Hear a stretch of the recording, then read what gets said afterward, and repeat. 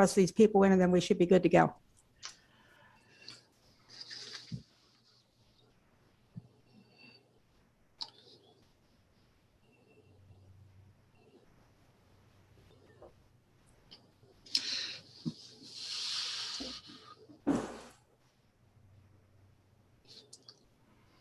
All right, admit all. I'm letting the rest of the folks in, and YouTube is running. So Mary, as far as I know, everyone is in, so you can start anytime you would like. Thank you. All right, I, Mary McVeigh, will call the June 16th, 2021 Franklin Township Board of Supervisors meeting to order at 7:02. In attendance via Zoom are Vice Chair Dave Gerstenhaber, Supervisor Arabak, and Day. And Supervisor Morris plans on joining us an hour from now. Also in attendance are Solicitor Mark Thompson, Township Manager Joe McFall, Assistant Township Manager Jeff Eastburn, Secretary Mary Oprah, and how many members of the public? We have a full screen tonight. Yeah, I see 18, and then you take away the 4, 5, 6, 7, 8. So there's 10. All right, and 10 members of the public. All right, we'll start with the Pledge of Allegiance. Okay. I pledge allegiance To the flag of the United States of America, and to the republic for which it stands, one nation, under God, indivisible, with liberty and justice for all. All right, thank you, everyone. Two announcements. The Board of Supervisors held an executive session on Monday, May 24th, 2021, to discuss legal issues for 3327 Appleton Road. And then we also held an executive session June 14th to discuss an open space issue. All right. Now we'll go into public comment. This is a public comment on anything relating to items on tonight's agenda. The last public comment is for items not on tonight's agenda. It's important you state your name clearly for the record so your comments can be reflected accurately. Please state whether you're a township resident or a township taxpayer. And if you're using YouTube, you must type in your name and address before your comment will be recognized. If you do not identify yourself, your comments will not be reflected in the minutes. Okay, it's yours, Dave. Is there any public comment before we move on to the meeting minutes? Okay, hearing no public comment. I'll go to part 3, approval of March 26, 2021 road meeting minutes. I motion for the board to approve version 1.2 of the Board of Supervisors road meeting minutes held on March 26, 2021. Can I have a second? I'll second it. Thank you, John. Any discussion on the road meeting minutes? Yeah, I'd like to say something. Sure. I am not going to approve any meeting minutes from here on out unless they are the version that PSAS, Pennsylvania State Association of Township Supervisors, approves. This has been an ongoing issue that I can't find a solution to.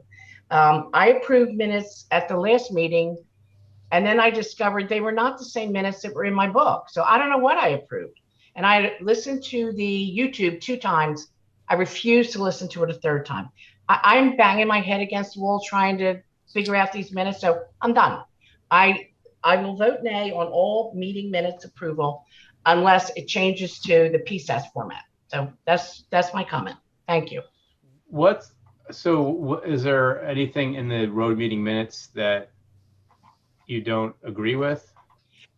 Well, the one I listened to them, and then I listened to them a 2nd time to make sure what I was reading was correct, and I had a few little changes. And when I sent it into the office, they said, "Oh no, that's not the minutes. You got other minutes in your book." I said, "No, I don't." Apparently, minutes came out during the day of the meeting, so I have no clue what I approved. I really am very reluctant to approve something that I don't know what I'm approving. So I figure I'm just going to take a step back and say nay, and whoever wants to figure it out can, but I'm not reading minutes anymore. That took a lot of time to listen to that YouTube twice. I was not doing it a third time.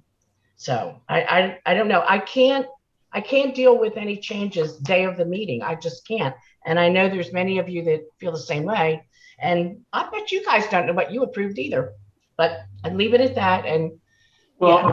I guess I'm looking at these, are you saying you haven't seen these minutes? I haven't read them. I gave up. 26, okay. 2021. Yeah, okay. Right. I did not read whatever.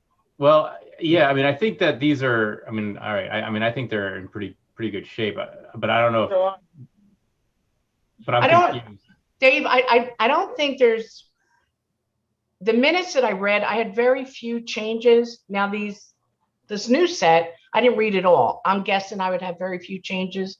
I guess my uncomfortableness is with, I don't know what minutes am I reading? What am I correcting? Why am I doing this to myself? I refuse to participate in it anymore because it's just not working. It's just absolutely not working. So, and I think a lot of time and money is spent on these minutes and it's not necessary. It's just not necessary. So my feeling going forward is I vote nay. And I don't waste any more of my time.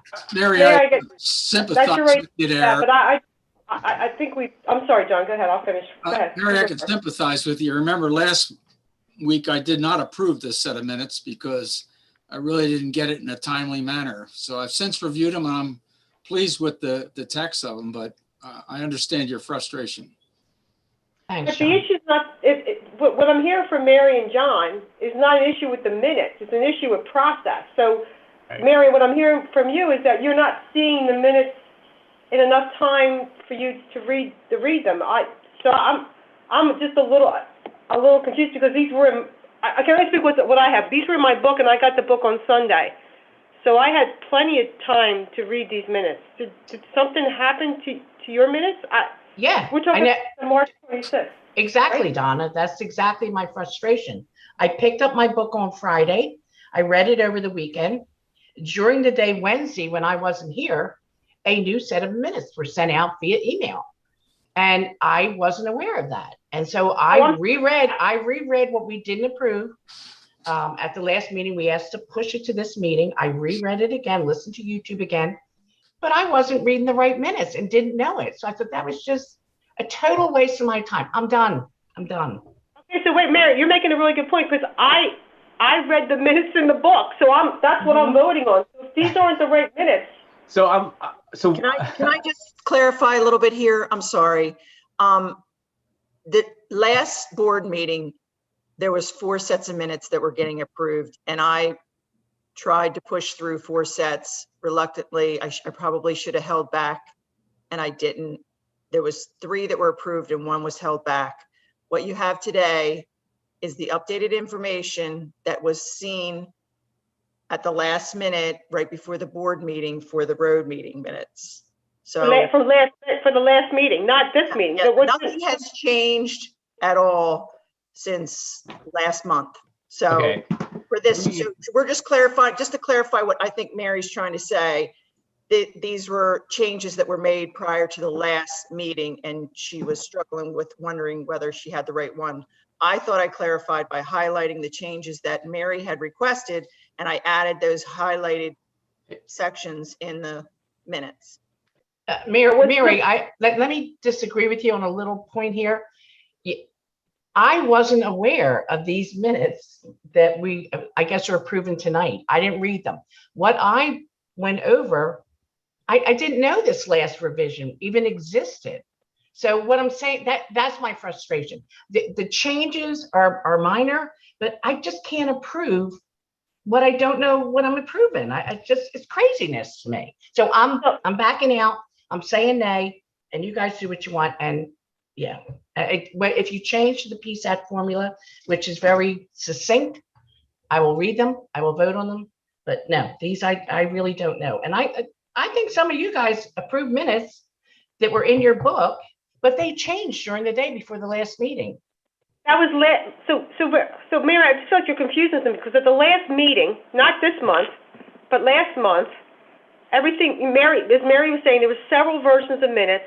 There was this one that the March 26th road meeting, and I remember you making a comment that you were going to work with Mary, and to make it clear that whether we were talking about Old Schoolhouse Road or Schoolhouse Road, Correct. that you were going to work with her, and that you were going to help her understand what exactly was being discussed.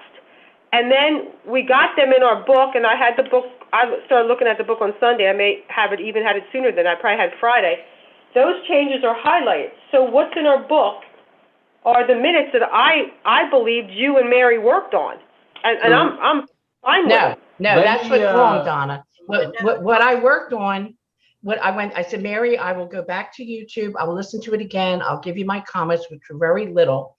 I sent it to Mary, and she sent me a new set of minutes. And I thought, where did these come from? So it's just been a real frustrating, confusing. I don't even want to say the word minutes anymore. I'm done. I'm just done. So all right, I'm not going to press you, because you're welcome to your opinion. I think the minutes have gotten much better. I think they're very important. It sounds like there's a process issue going on with what Mary's talking about, but Mary, Mary's uncomfortable. Mary's uncomfortable. She has to make that decision. Yeah. But I'm fine with these minutes, and I'm willing to vote on them. Yeah, David, I don't know. So let me share my screen. Joan, can you give me permission to share my screen? Yes. Just so we can all get on the same page, literally and figuratively.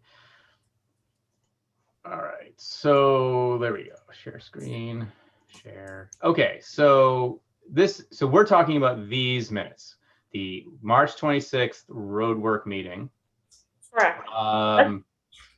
And is there a version? So this is the version 1.2. Right. So this is the ones that I read. I didn't have a problem with these. Was there something in here, Mary, that was not changed that you wanted to change?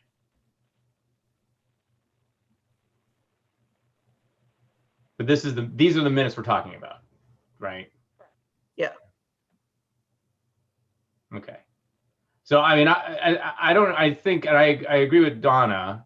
I think we have a process problem that's confusing, and that's where the root of this frustration is. Because I think these minutes, as I'll agree with me, I think we've done a really nice job at getting these to the succinct, getting to the important information. But maybe part of these discussions we have is fixing this process so the board knows what they're looking at in a timely fashion. And that's my whole issue, Dave.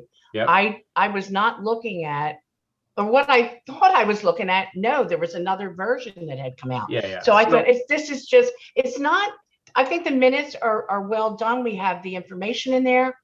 We don't have opinions in there, and that's good. So, okay. So based on, so I just want to back up. So I understand you're frustrated. So what you're not going to support, what you'd like to see is an improved process so that you can understand what you're looking at and looking at it in a timely fashion. The minutes as they are written are fine and you can approve them. What you don't approve of is the process by which we got here. Is that accurate? Is that kind of sum up where you're feeling? Okay. It is accurate. I don't think these are, I mean, the one change I know right off the bat, the next to the last line on page 1 was Schoolhouse Road, and it was Old Schoolhouse, but I agree that right there, next to the last line, that was confusing when we were having the road meeting.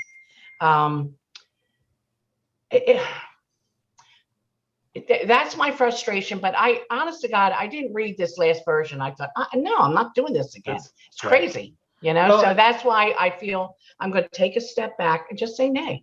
And I'm not reading minutes anymore. Well, you guys can do it. But the point being is, if you're saying nay, right, that means we would have to rewrite these and go back and vote on them again. If we all voted nay, that's what you're saying, is that these minutes as they stand, this is a process thing. I know. I agree. Right. I agree with you, Dave. And I am saying nay because I didn't read them. I'm not going to say approve something I didn't read. And deliberately didn't read them because I was not reading them a third time. You can't, why do we have to change minutes 3 times? That confuses me too, which it involves a lot of time, a lot of, our staff time, our money being, I don't get it. I can't seem to get beyond this point. So I'm stepping back.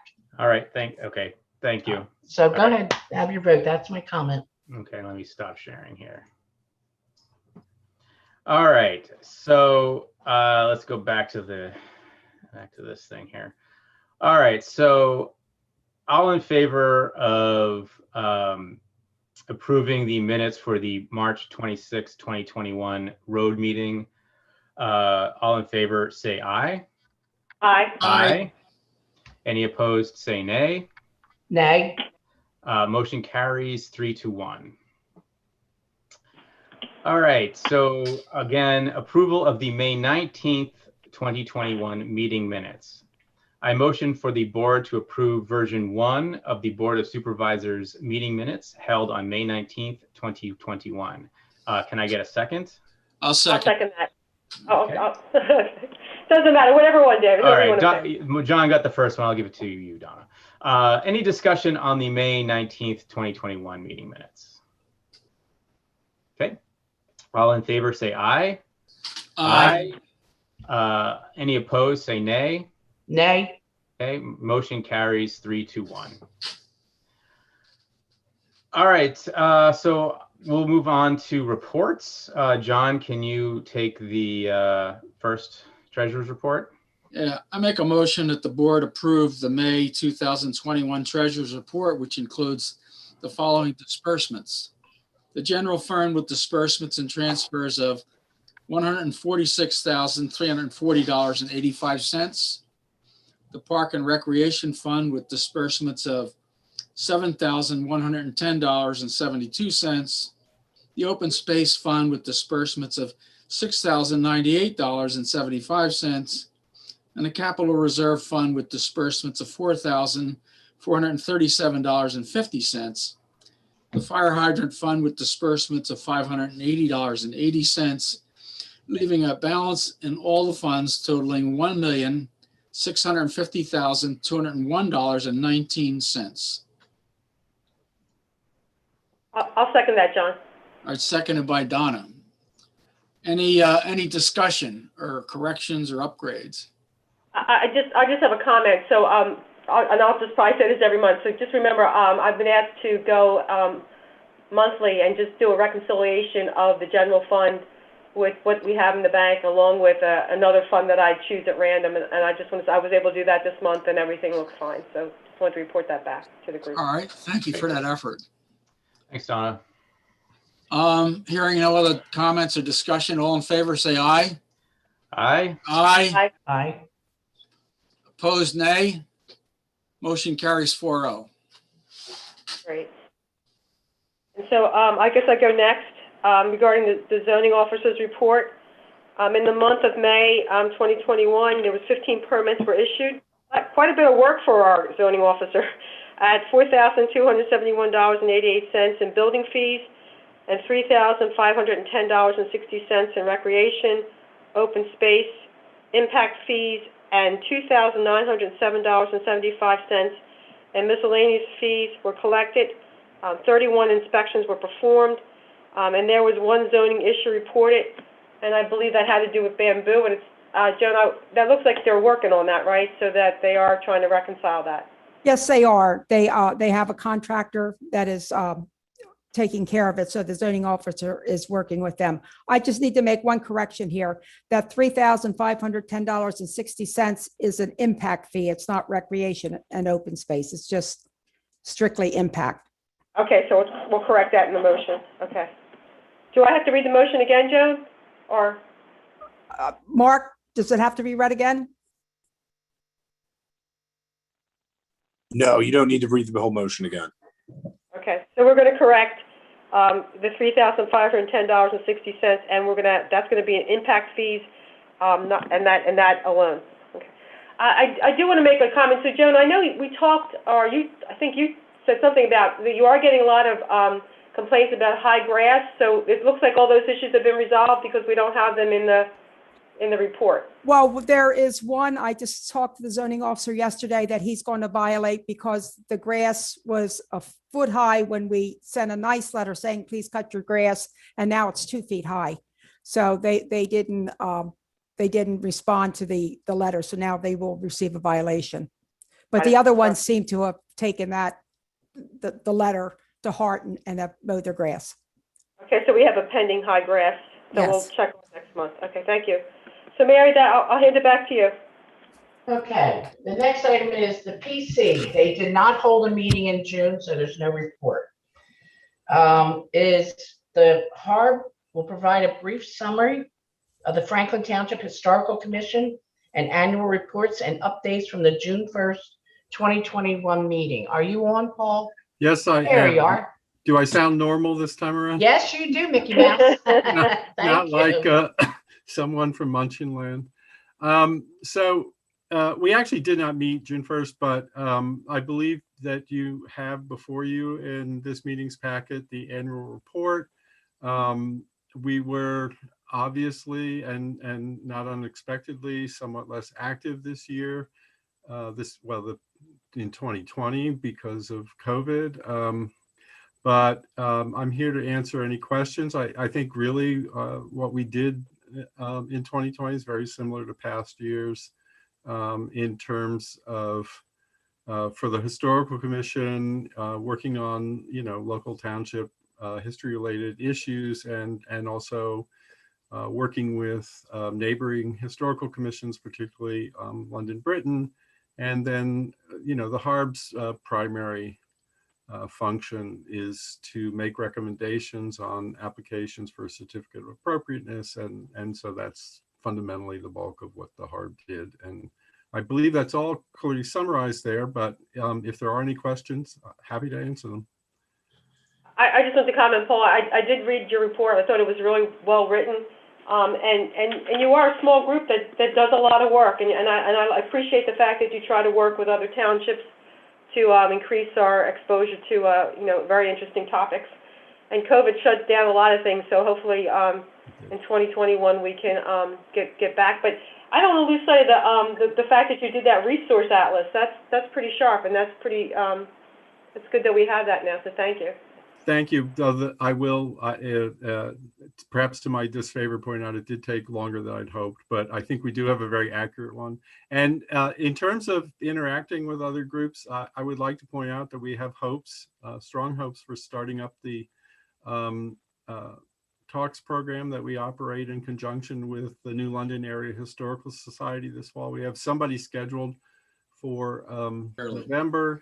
We don't necessarily have a scheduled speaker for September, but we might do a sort of perhaps off the cuff getting back together program, something like that. It's been a long time. New London wanted to do talks in person, unlike Oxford, which has continued to try and do talks online. And I was fine with doing whatever New London wanted to do, so that was not. Well, thank you, Paul. I agree with Donna. We certainly appreciate all the work you do. Well, thank you very much. If there are there any other questions? Because I just would like to note that unfortunately I have a bit of a conflict this evening, and so I will excuse myself from this point forward if that is all right with the supervisor. Oh, thank you very much, Paul. Yeah, thank you, Paul. Okay, well, Dave, I wish you all the best tonight, and you all take care. Thank you. Thanks, Paul. Hi, Paul. All right, so moving on, the Park Recreation Open Space Board Chairman Sachs will provide a brief update on the pros meeting held on June 2nd, 2021. Greg? Hello, everyone. Okay. Yeah, so we got some updates on some of the projects that we've been working on. So I'll start with the healing garden. I sent over, and I can share that on the screen if you guys would like, the plans to that were created by Karen from Natural Lands. Would you guys like me to share that, or? Please. Okay. It's in the book. Okay. I just didn't Very know if impressive. for the public, anyone wanted Yeah, to if see. you share it, Greg, the public could see it. Thanks. Okay. Yeah, please Very do. impressive. There's a lot of, I mean, whoever thought it through, wow. It's, it's a big difference between somebody who gardens on their own and you have a professional Yeah. put something like this together. Yeah, it definitely came in handy. I mean, we could have taken a stab at it, but just having the right species, as far as deer resistance, all that kind of stuff. I think it was very useful. So, Then you wanna get- Greg, just doing the diagram is difficult. I mean, I'm sure you've taken classes on garden design. I did. I dropped out. I couldn't do it. It's a real Yeah. skill. It really is. yeah, it's a skill, and it's a skill that is not my highest skill. So I'd rather rely on a professional to do it. Yeah. So am I able to share? You should be. I didn't turn that Okay. off. Yeah, you can share. All right, let me give it a shot here.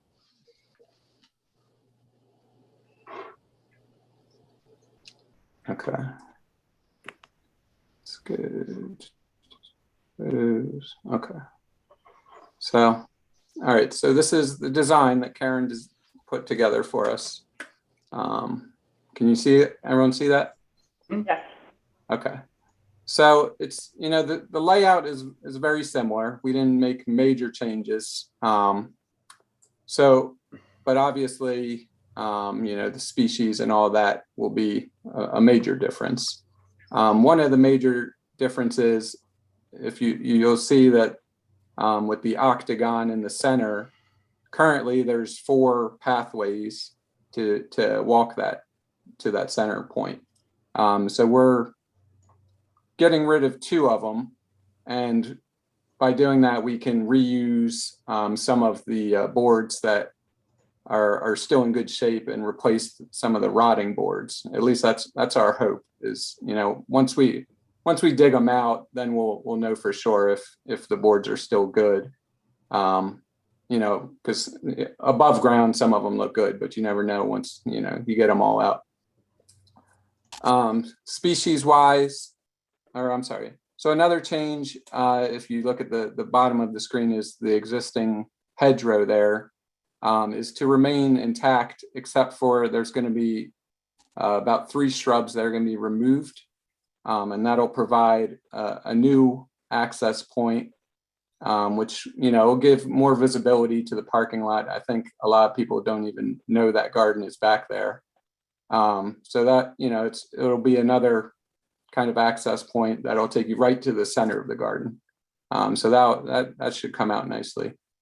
As far as the other stuff, Karen explained to me that it looks pretty formal from this design, but as the plants fill in, that it's gonna have more of a natural feel once all the plants kind of fill in.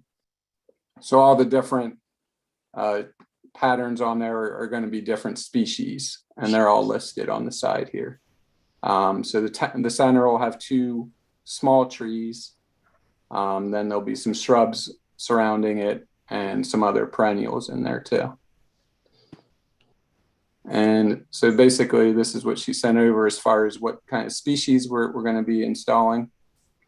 There are a couple modifications, just a slight modification. One was this redbud tree is going to be substituted for an ironwood tree, just to we already have a bunch of redbuds in there, so we're going to kind of get more diversity in there, which is always beneficial. And then this was the list of the costs that she worked up for us. This was actually a second revised list because the first list came back much higher. It was closer to 4,000, and we were shooting for the 3,000 mark. So she revised it, removed a few of the plants, some of the shrubs, and we went with some smaller plugs that are a little more cost efficient. So that's the plans. Did anyone have any questions on those? or comments? Yeah, Greg, I got a question. What's the plan for maintaining this? How's it going to be maintained? Well, as far as, are you talking about just weed removal or just in general? Well, weed removal is a big issue. I know that. The rain garden we have out by the township, the reason that's successful is Donna weeds it once a week. So, well, so yeah. So as far as maintenance, firstly, we have that donation, which was given to us for 5 years of maintenance. okay. So we're going to use that. We've already established that Red Tail Restoration, who's going to do the initial planting, is going to focus on the weeding. But, you know, as the plants fill in, you know, the first year is basically going to be the hardest part for weeding, because you're trying to outcompete the weeds and establish the plants, you know. So as it goes on, the plants will fill in, and, you know, the goal is to have it filled in where weeding is a minimal. Yeah. But again, that donation is for 5 years through, and you know, we can have Red Tail basically do that work. You know, also I've spoken with a bunch of volunteers who are interested in assisting with this garden. I had a list of, I think, roughly about 11 people that were interested. So, you know, I'd like to tap into that and, you know, get the community involved with the garden as well. Okay, I'm satisfied. Thank you. All right. So I can turn this off.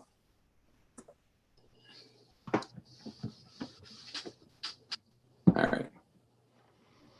Am I still sharing, or did that cancel? You're good. Yep, you're up. Okay. Let me get back to my Zoom here. Okay. So where we're at with the gardens, just to wrap it up, we're currently waiting from Karen, who's the designer. She's going to provide us a maintenance schedule, which will kind of give us a guideline of, you know, exactly how to get it installed, how to go forward with it. Property.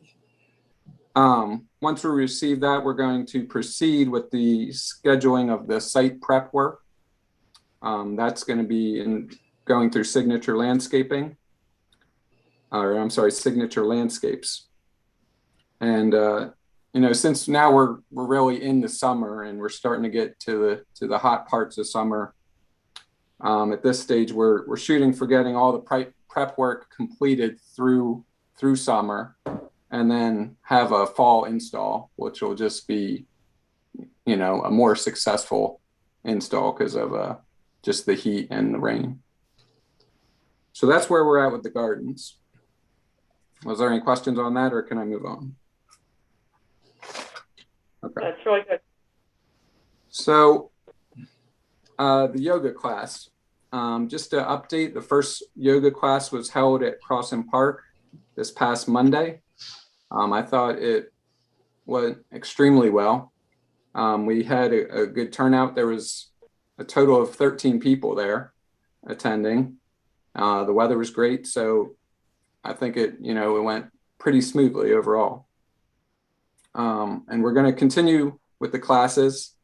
And for those that aren't aware, this is a donation-based class, so there's no cost, but she has a suggested donation in there. And classes are planned to continue throughout the summer, and will be held on Monday evenings at 7 p.m. at Crossan Park. So everyone's welcome to join. So seal coating, not much update there. The only thing is it's scheduled. This is for the parking lot and the entranceway at Crossan Park, as well as the basketball courts.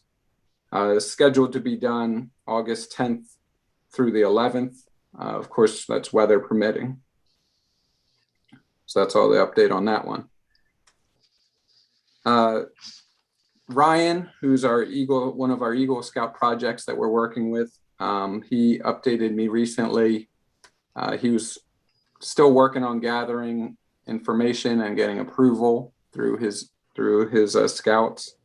And we decided that would also be better to do during the fall, especially since he's doing tree plantings. We don't want to do those in the middle of the summer. You'll have a greater chance of survival when you do that in the fall. Another thing we added in your books was the idea of remembrance trees. I don't know if that's, anything that needs to be voted on or what, but, I just wanted to make everyone aware, because we're not asking for any costs at this time, because it's basically an idea that people that want to honor loved ones or, honor people or whoever, would support the cost of a tree to be installed at the park.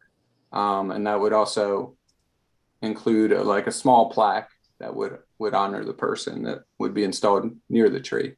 There was also an idea of putting a bench, that'd be kind of a next tier cost, where same idea, a bench and a plaque would be installed. Pickleball courts and the comfort station. Comfort station work has been completed. Pickleball courts, there are currently 2 courts out of the 3 that are installed. Third court, there was missing some pieces. The pieces are expected to come in tomorrow, and the hopes are to finish that installation this weekend. So we'll have hopefully 3 pickleball courts for the community to use. That's all I had at this point. I know we were going to discuss the Meadow and discuss the Auburn Road property later on, so I'll leave that alone for now. Did anyone have any questions or comments for us? I don't know if you're looking for just a position from the board or just maybe some feedback from the board. First of all, everything you do is good, but I just want to get to the remembrance tree or benches. We have a tree out by the Township for a very dear friend of ours, and it's very nice. So as a board member, I support that initiative, and I know if you have to come back to us and talk to us about it. I don't know what the next steps are, but I can just say that you would have my support. I think it's a nice okay idea. Yeah, and I guess I should have mentioned that I was made aware that the township has been, over the years, people have, not a ton of people, but people have reached out asking if that was an option. So there is a little bit of interest in the community. And if it's a win-win, because we're giving them something to remember somebody by, and helping out by planting a tree in a park. So I agree with Donna. I think this is kind of a nice option for people. And now how would that, maybe I guess you're early on in this process, but is this something where we would have someone would contact the township and we would have an official process by which they, apply for a planting and a bench or something, and we could find an appropriate location? Yeah. So the idea was to kind of have a select list of trees, obviously long-lived trees that, mostly probably a bigger shade type tree, like an oak or something along those lines. Mm-hmm. So we'd have a select list. They would reach out and we would choose the location. Obviously we would tell them what we're doing, but yeah. So it would, perfect. They would come reach out to us. I'm sure it's something we could post on social media, that kind of thing, just to get the word out. But yeah, the people would come to us, and then we'd kind of have a small menu of options that they could do with the tree and the bench kind of. So Greg, when you're ready, I think you could work with Joan and maybe put something in our township website. But take some time, think about it, make your list of trees. You have to come up with approximate cost, just and a policy, right? This is how you go about doing that. If you could, when you have time, work on that and work with Joan. We could put something in our newsletter. Yeah, too, that's what I'm thinking. Put it in the newsletter and see what happens. All right. Cool. Yeah, and Greg, I want to talk about this tennis court repair. Sure. That's in Tennis our court book. or the pickleball court? No, the tennis court repair. It's in our book. Okay. And it involves removal of the fence between the two courts and a repair of the gap in the paving between the two courts. And our engineer, Ron Reagan, has provided an excellent report and a recommendation for the remediation of this particular problem. And I find it entirely appropriate and acceptable. I think Ron's our first-class engineer, and I agree with his recommendation to use this mastic sealer in lieu of the other options. So I don't know whether you had planned to talk about that, but it was in our book. I didn't plan because I didn't have any updates as far as that goes. I know, the process was being scheduled. Paul Overton, he's kind of taken the lead on that project. So I don't know if he's on the call. Yeah, Paul, are you around? I'm surprised to hear that, John. I had no idea it was going to be on the agenda, and I had no idea Ron Reagan wrote a recommendation or was even asked to write a recommendation.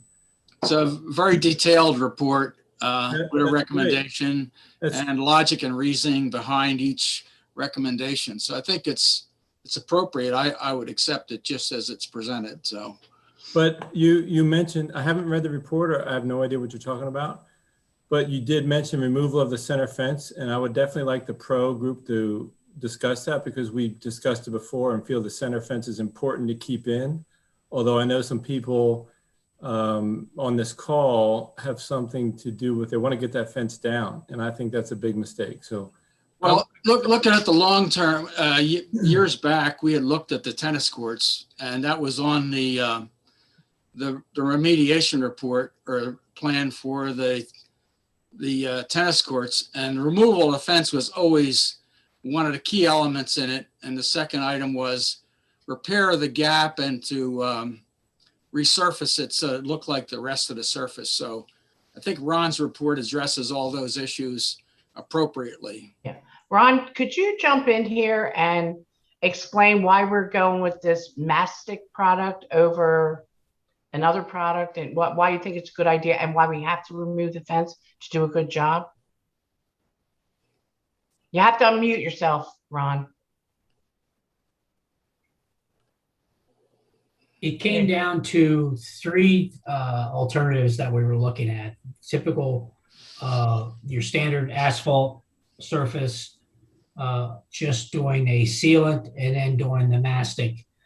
And each one had a few pros and cons, but the mastic far outweighed the with pros over what the other ones did. The problem you're dealing with is that you've got two different independent surfaces, and they're moving independently, and you need something that's very flexible that can try to seal those two together and hold that flexibility over time.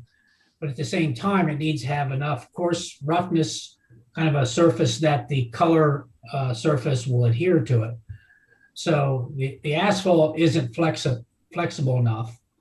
The sealant is plenty flexible, but it's too smooth, and I don't think it would hold the color material that's being put on.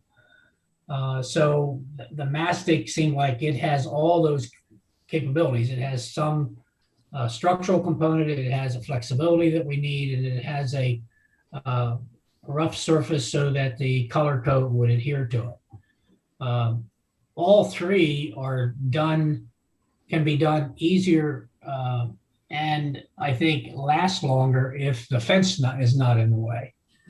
So that's why I recommended that, I said that the best scenario would be to be able to remove that fence and then make the repair, because you're trying to work right up against that fence if you don't remove it. The long-term need for a fence, I'm not a tennis player and can't really address that, but it seems like majority of the tennis courts that have multiple courts in one location do not have fences separating the courts. So I'm not sure why that is a big so Ron, the reason or whatever. The reason is a dividing fence is an expense. It's a luxury. It's not required, but it is nice to have. You're not a tennis player, as you said, from your perspective, you want the easiest way to repair the asphalt. But the cost of removing the fence, to me, would be removing an asset that helps our tennis players. Because if you have like some kids, lower level learners playing on one court and some near professionals on the other, it's very distracting to have balls crossing the court. The fence is a luxury we're lucky to have, and we only have it because we built one court and then the second one, so the center fence remained. If we would have built 2 courts at once, we probably wouldn't have paid for the fence down the center. So I think the question back to you is, can we repair it and leave the fence? I know it will be a little more difficult, but just like putting the mastic up against a curb or a building or a divider, I believe it can be done with the fence in place. Paul, if you look at the videos of how that mastic is applied, the fence would frustrate the application of that thing. You would not be able to get a straight line or get the stuff in there without quite a mess. I disagree, John. I disagree. Well, I looked at the videos and I disagree. So I think you take the fence down, you do a first-class job sealing the gap. I agree with you, John. I looked at the videos also. Fence needs to come down in order to do a first-class job. That's, yeah. So, wow. Okay. First of all, I'm surprised you guys, went to Ron and didn't even ask the pro to recommend after we got your approval to do the asphalt. And so I think because I'm not sure why we switched to the mastic, but it's just surprising. So maybe I would like to see what, Ron, did you include cutting out the asphalt that's there or just putting the mastic in the cracks as they are? We had a Zoom meeting with the representative from the mastic firm to talk about whether or not we need to cut it out. If you did the paving with regular asphalt, you would have to cut it out and create a clean surface to fill with asphalt. Yep. And then you would have to place the asphalt and then compact it. Yep. The fence complicates all 3 of those steps. So that's why even with the asphalt, the fence coming out makes it a better scenario for making repair. I'm not commenting on whether it makes it a better playing court or not. That's a different functionality. The mastic also would benefit from having the fence out of the way because of the way it's applied. Is essentially you're taking a rectangular box and dragging the material over a surface, and it fills that surface in, and part of our crack is underneath the fence, and you can't get the box to drag over top of that part of the crack with the fence there. You can use a heated trowel or heated exactly plate to kind of slide it under there, but I'm not sure how. It's not going to be the same level of a fix. If you noticed in the video, whenever they came back and ran the trowel over it, you kind of got a sealant. It sort of brought all the sealant to the surface and made it a smooth surface. But the representative from mastic thought it did not need to have saw cut and be taken out to do the repair with the mastic. So when I talked to the representative, Ron, I was not in your meeting, but I watched the video and I read the literature and talked to the representative, and he said it's an aggregate filled mastic and that the gap is recommended to be a 1-inch minimum. So to me, to fill these smaller gaps, we have 1/8 inch, 1/2 inch, and 2-inch gaps in there. The aggregate would not go down into the 1/2 inch and 1/4 inch gaps. So I believe you have to do a saw cut. I don't think it has to. I mean, if it's narrow, the aggregate won't go down there and it'll fill with the mastic material in a very narrow gap. So as you run the machine across the gap, as it widens up, then the aggregate will drop in with the mastic. I don't think you need the aggregate in the gap with the mastic on a very narrow gap.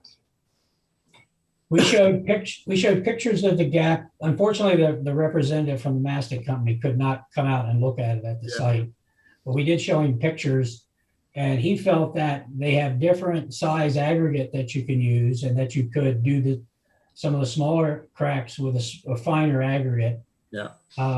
So he didn't seem to think that we needed to do any saw cutting. So if we take this fence down, is that a permanent removal? We can't put it back where it No, was? we can certainly put it back, Dave. It's just an extra cost. And to me, the cost was the key, right? And the fence is not over the crack in 99% of it. And you get a clean cut under the fence because the old court, that is the edge of the old court. So you remove the asphalt and the edge of the old court is exposed and it's clean.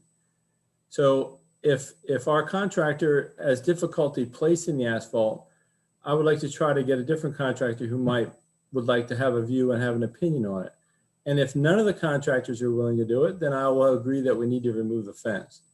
But I think switching to the mastic, to me, I'm not opposed to. I just believe you still need to do a saw cut and you don't need to remove the fence. Well, Paul, can I ask you this? I think one of the really pluses of this mastic is it moves and the asphalt may not, and the asphalt might crack and cracks get water, and here we go. We won't have that with mastic. Now look, I agree, but you also know that asphalt and asphalt, it's all asphalt. So the whole thing moves. It's not like the asphalt moves as one slab, right, Ron? This isn't a cement slab. This is asphalt. So it expands and contracts all over the place. So, and this is a patch. I mean, we're putting a patch in here, and in 10 years, we're going to have to rip this thing up or repave over it anyway. So I'm not sure how long you think it's going to last or what we're going to do with it, but this is a patch that's going to get us to the next paving job. I mean, I'm for the mastic. I just, based on what I'm hearing from Ron, the mastic sounds like the better way to do it. In order to do the mastic right, I think you have to take the fence down. So we have that responsibility. We agreed that we would fix the tennis court. Now we can, I don't know if we have to vote or we can just poll the board, but we've heard from our engineer. Paul, we heard your opinion. I'm a mastic. What we would need to do then is you guys would need to re-estimate the cost of the project and reauthorize more funds if necessary, and then decide whether or not you would put the fence back or not. And so, Regarding the fence, I've looked at the high school arrangement. There's 3 tennis courts up there with 1 enclosure. So I'm not sure that you really need a fence. I already explained that. The fence is not necessary, not required, no argument. Why are we putting it back in? Because it's a benefit, it's an asset, it's better with the fence. So you're worried about patching a crack and you're devaluing our asset. So that, to me, you're throwing away the baby with the bathwater. Like, why are you doing that? I disagree. I just don't see the fence. Nobody puts the fence up. It just happens to be there because the way the tennis courts are constructed sequentially. How about we poll a few tennis players, because none of us on the group are tennis players. Well, we want the mastic. I mean, we're going to do I can speak for myself. We're going to do the mastic. To do the mastic, you have to take the fence down. I think what we can do, Paul, is do that, and we have the numbers in the book in terms of what it's going to cost. I think the next issue then becomes, at another point, do we put the fence back up again? And we can have that conversation at another meeting, and if you want to bring some tennis players in, we can do that. And Donna, are we looking at like 5 to 7 years down the road? We got to really redo the tennis courts. That was the impression I got. So I'm under the impression, do the mastic now, do whatever surfacing we're going to do. And then 5 to 7 years when we have to really redo the tennis courts, maybe we want to put the fence back up. I know it'll be an additional cost, but if it's a problem for tennis players and they really want a fence in between their courts, which is not typical for tennis courts side by side, I think we could visit it then. I'm fine with that, Mary. Okay. I agree. Hey, David, you haven't said anything. What are you thinking? Well, my thought here is just we want to fix the crack the best way possible, right? Now, there's a number of ways to skin a cat, and I agree with Paul that having the fence is an asset, primarily because of interference from different skilled players. So that's why I asked the question, if we take this thing down, can we put it back up? And so if it's an added cost to get an improved product, I would be in favor of taking the fence down and either putting that fence back up, or what I've also seen is options where if we decide not to do that fence, there are options where you have retractable fences and other different kinds of barriers that the tennis courts use to separate. So like whatever we decide to do is not necessarily a permanent solution, right? We don't necessarily, if we take it down, we can put it back up if we decide to do that. My one question is, I would like to move forward and get this thing done. If we take the fence down, can we come back next month? So if the work gets done between this meeting and the next meeting, I'm not sure when when the work's getting scheduled. Can we then have that discussion and maybe have some folks who use the tennis courts have some comments about whether or not the fence should come back up? Yeah, right. I think that's a great idea, Dave. Because I don't want to Paul's point, I don't want to throw away something that's clearly a benefit that separates this court from others. Right. But I also don't want to assume that this is a clear benefit because I'm not a tennis player. So. Well, can I throw something out there? Remember, we're living in very unusual times.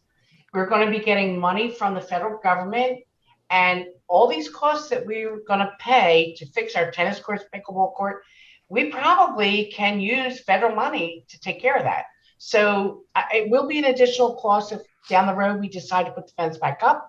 But the money we were going to spend, the federal government, I mean, I know it's all our tax dollars just in different pockets, but it's not going to come out of Franklin Township budget like we thought it would be originally. The federal government's going to help us out here. So that, I'd be willing to try it. One caution I would give you all is if you're going to remove the fence, which I disagree you need to, that machine can go up against a curb, as in the video, and the curb is the same as the fence. It can go right up against it. So being that said, if you want to remove the fence, you need to decide now if you're going to put it back or not, because they can remove the fence and the bottom rod and leave the poles in place. The reinstallation will be much cheaper. If they remove the fence and cut the posts off and fill the whole thing, then you've lost the poles and the pole foundations. Then putting a fence up is much more expensive.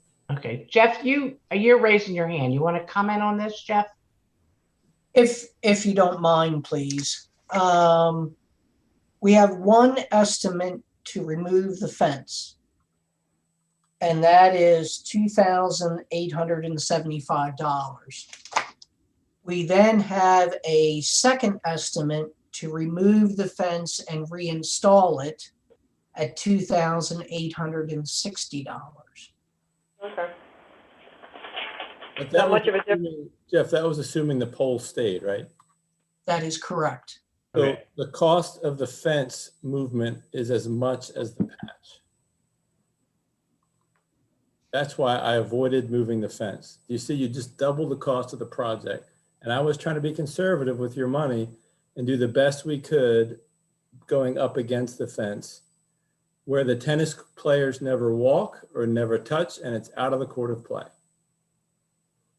Ron's telling us it's better off if we remove the fence. Absolutely. No, Don, I agree. It's way better if you remove the fence. But it's cost and you lose the asset. So Ron, the question is, can we do it with the fence in place? Is it possible to do it with the fence in place?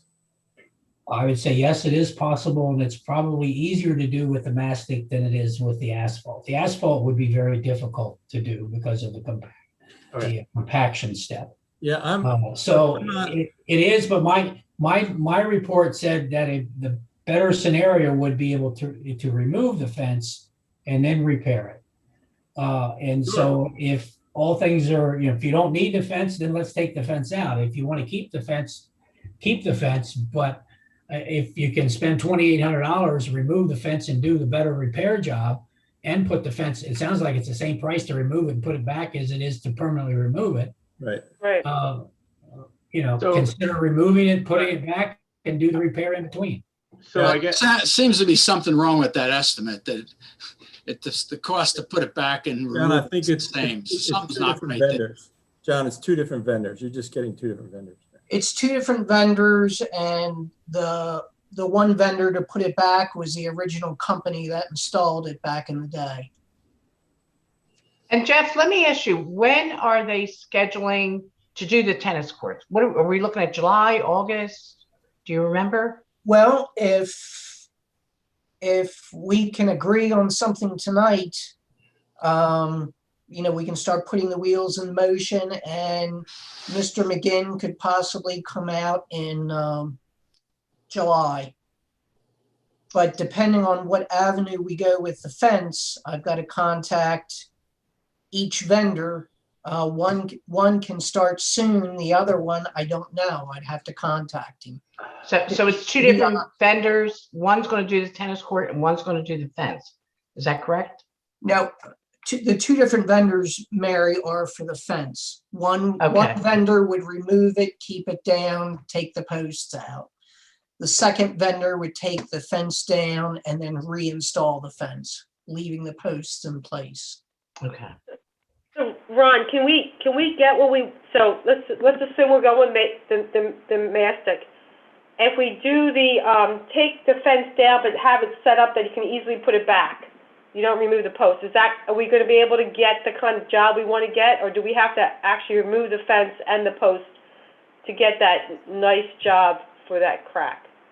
Oh, you'll have, I don't know how many poles are down through there, maybe 10, 12 poles, where you're going to be using the trowel to smooth up the mastic around that trowel. So you'll have a couple of square inches that won't have as nice a job as the rest of it in between, but the majority of the length of the side of the tennis court where that joint is, you'll be able to do as if the fence isn't there. So you'd be able to do a nice job. It's once again, I don't know if we vote on it, but it sounds like we go with mastic. We work with the vendor that takes the fence down, leaves the post there, and puts it back up after we're done doing the job. We get the piece that will move the mastic, and we get a nice job, except for a few square inches, which I can live with. Is that? I agree with you, Donna. And then 5 to 7 years when we're going to totally redo the tennis court, and we, have the feedback that we need that darn fence, we still have the poles where you can put it back. No, that's not what I said. So I'm saying we go with the mastic, we go with the vendor who will take the fence down, leave the poles in, and put the fence back. The fence is coming back after the repair is what we're proposing, Mary. Oh, okay. All right. It doesn't cost us anymore. Right. And we're hearing that the tennis players would like it. So it's almost everybody wins, right? We get the nice finish. It costs a little more, I'll grant you that, Paul, and I know you're always very conservative about how you spend money. I hear you. I'm just blown away. You guys are ready to double the cost, but I got to fight for pennies on other projects. So I'm just. I think you've done pretty. I think PRO's done pretty good this year. They're all good projects, but I think we've done pretty good. Yeah. So no, I think that's a good. Get the mastic, do the good job, leave the post there, put the fence back. Paul, you have what you need, and you'll have your fence back. And the only downside costs slightly more. And the game changer is the federal money. It really is. If you think about it, this is not coming out of Franklin Township's tax dollars. This is money the federal government's going to give us. It might seem a little wasteful to you, Paul, but the money's coming. If we don't use it, we lose it. So, yeah, and here's the frustrating part is I did an asphalt job, a capital project for the Little League last year, and it's the exact same scenario. And we did the job with no hassle, no problem. So it's just so frustrating that you guys don't believe it can be done when I saw it done last year for me with a vendor. So I'm going to step back. I think it's great. You want to do the mastic. I appreciate you putting the fence back at the added expense. But here's my request. If you guys ask the pro committee to do a job and we come in with a recommendation and then you approve it, if you disagree with it, as the problem with it, please bring it back to the pro committee and not go to the board of supervisors and spring it on us in the meeting that you're changing your mind and have an engineer come in at another expense and don't even tell us about it, or bring the engineer or bring us to the meeting with the engineer. That's embarrassing. Well, I don't think anybody meant to embarrass you. I think the board was we wanted to move this forward and we wanted to move it, because we want to get it done so people can, take advantage of it. So I'm sorry you feel that way. We're gonna, No, it's I'm pretty just asking about them. another situation where people felt left out, so it happens, and, No, I'm do saying better. nobody from the pro committee was involved. You left us out. That's what I'm pointing out. I think, you know, like I said, we'll do, you know, we'll all have to work better at communication, but part of the reason is we want to get moving on this so that we have this repaired. We got a recommendation from a qualified engineer, and that has a lot of Oh, credibility with the absolutely, board. John, but it's just interesting, you know, who called in the volunteer and didn't let the pro committee, the engineer and didn't let the pro committee know. That was interesting. All right, let's move on to the next. I mean, we can argue about this, but I think we remember, you know, the pro committee came to us with the tennis court suggestion. That was, I think, Greg, remind me, I think that was probably was on your highest list of priorities that you want to get done. And so, please don't beat the board up too much, because we actually were trying to carry through with what we promised that we agreed to do. We want to move it forward. So there's all good intentions. I just said all we can do is maybe work a little bit better on communication so no one feels left out. But it was all done with positive intention, trying to move forward for what the pro committee goals are for this year, and also for our residents, so we can get this thing up and running and get a nice surface for them to work on. So yeah. I think I totally agree with you, Donna. And remember, this is the first year of the pro committee. We're going to make mistakes. Obviously, this is one. I was not aware, you didn't know anything about this discussion, but bottom line is, it seems like this mastic is the way to go. But I'm sorry you feel you were excluded. That was not intentional, not at all. Okay, so going forward from here, we have to give Jeff some direction, like how is he supposed to proceed? I mean, how does the board feel about this? Jeff, are you clear? I mean, we talked about we're going to do the mastic. You're going to contact the vendor who will take the fence down and put the fence back up. Correct. I've got to see what his schedule is and then align everything. And then Jim Durazio will probably hate me for this, but I'm going to ask him, do you have anything to offer about the mastic, Jim? No, I'm good. Okay. It's just a matter, I'm going to have to hit the bricks tomorrow morning and try and get all this lined up. Okay, good. So John, are you okay with proceeding forward in this way? Or is this good for you? I think the mask is the right thing, but I'd never put the fence back up. You wouldn't? Okay. How about you, Dave? How do you want to, we want to try and proceed with getting the tennis court cleaned up. How do you feel? I think it's fine. I think what this plan is fine. All right. Okay.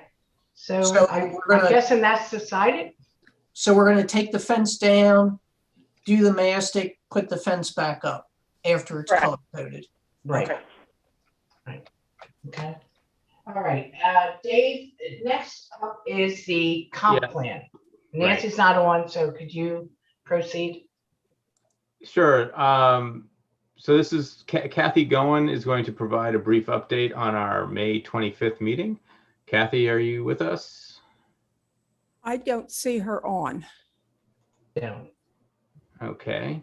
And I thought, I mean, I did reach out to her, and I thought she would be here. Okay, so we'll move on to the road program. We have no update from the comp plan. So we'll move on to the 2021 road program. I make a motion to award the 2021 road program to, and I'm taking the red text, the red font low bid, to Long's Asphalt Incorporated for a total of $218,056.85.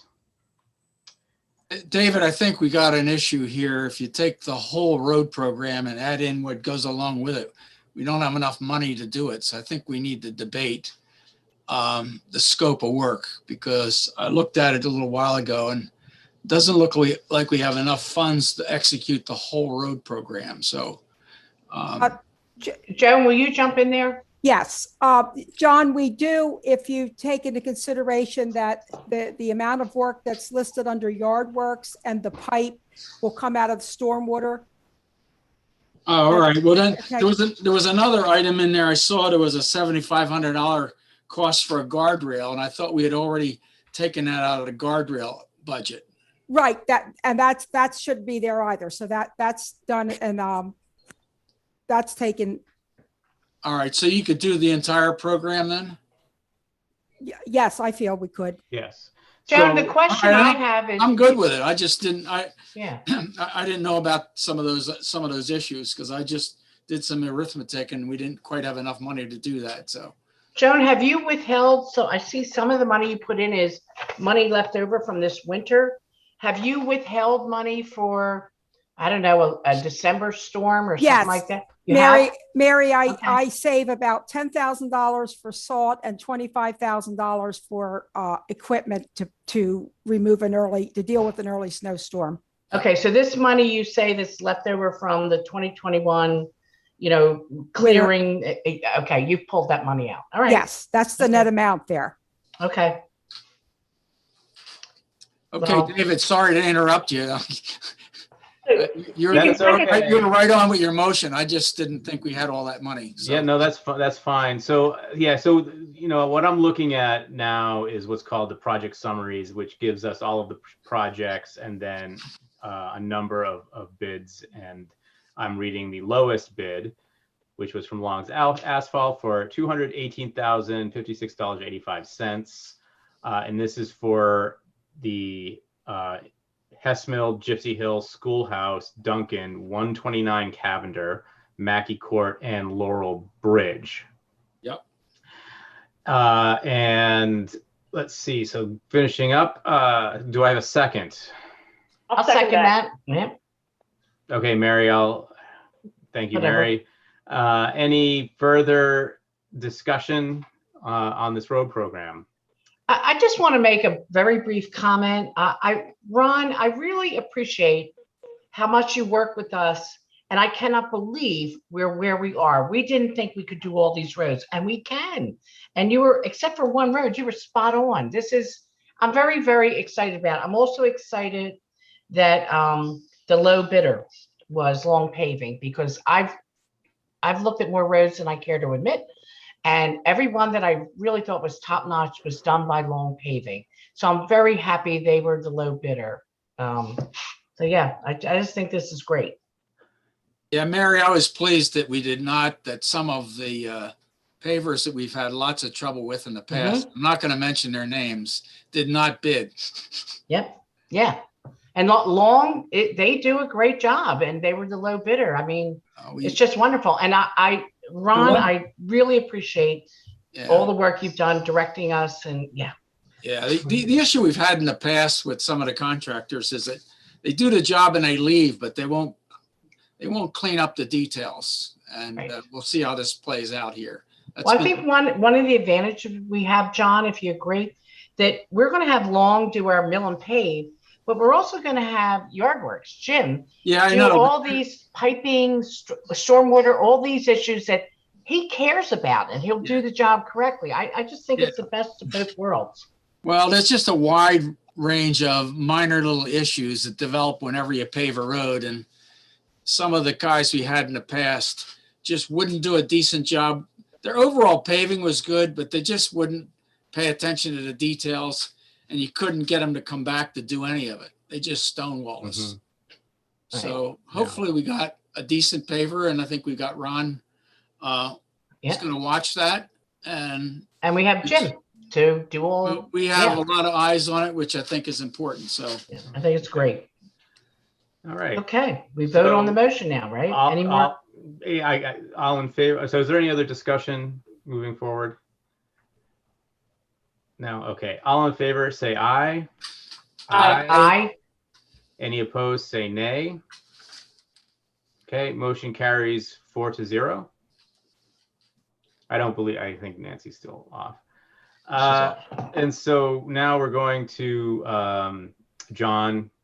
Yeah, we got this green energy ordinance. Won't be a motion. It'll be a short discussion. I believe This is an ordinance we worked on a long time. The board gave the PC some direction early on, and then they really went kind of into a great deal more detail and overbearing ordinances. And we finally asked them to back up, and they backed off. And then it sat for a long time. I did read the thing a few days ago and a little bit tonight, and I think Donna did also. It's not real bad, but I don't think we're ready to approve it. What I think we might want to do, and we'll talk about it, is just put it back to the PC and see whether they think they need to put anything more in it. We need about a month to go over it, and I think we can approve this thing next month. That's kind of where I am. Donna, you had read it, and I know you put more effort in it than anybody.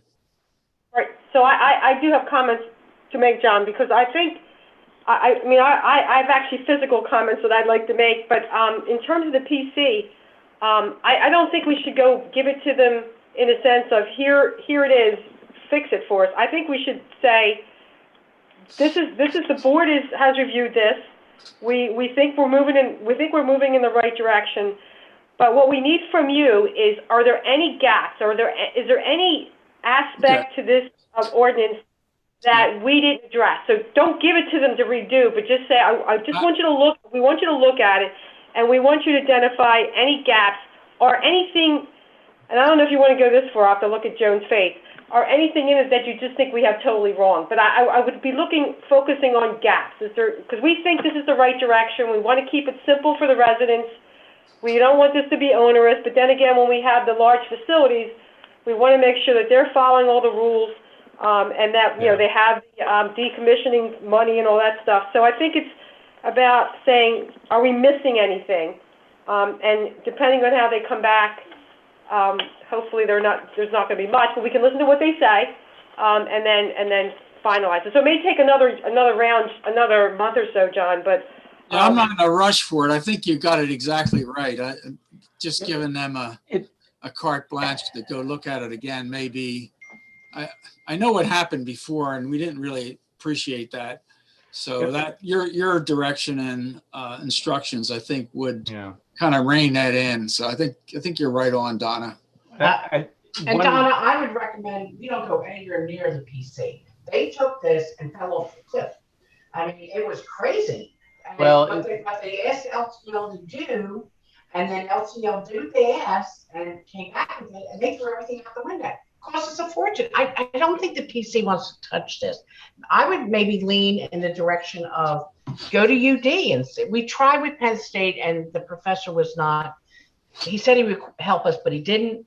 Maybe we can go to UD and get some expert that knows about this stuff. Because I think what we have right now that the board worked on for many meetings is pretty darn good. And what we don't know because we are not solar panel experts. Get somebody that is and go with that. And I really want to avoid the PC as much as possible. So I would disagree with that. I mean, I think we need to give them the right direction.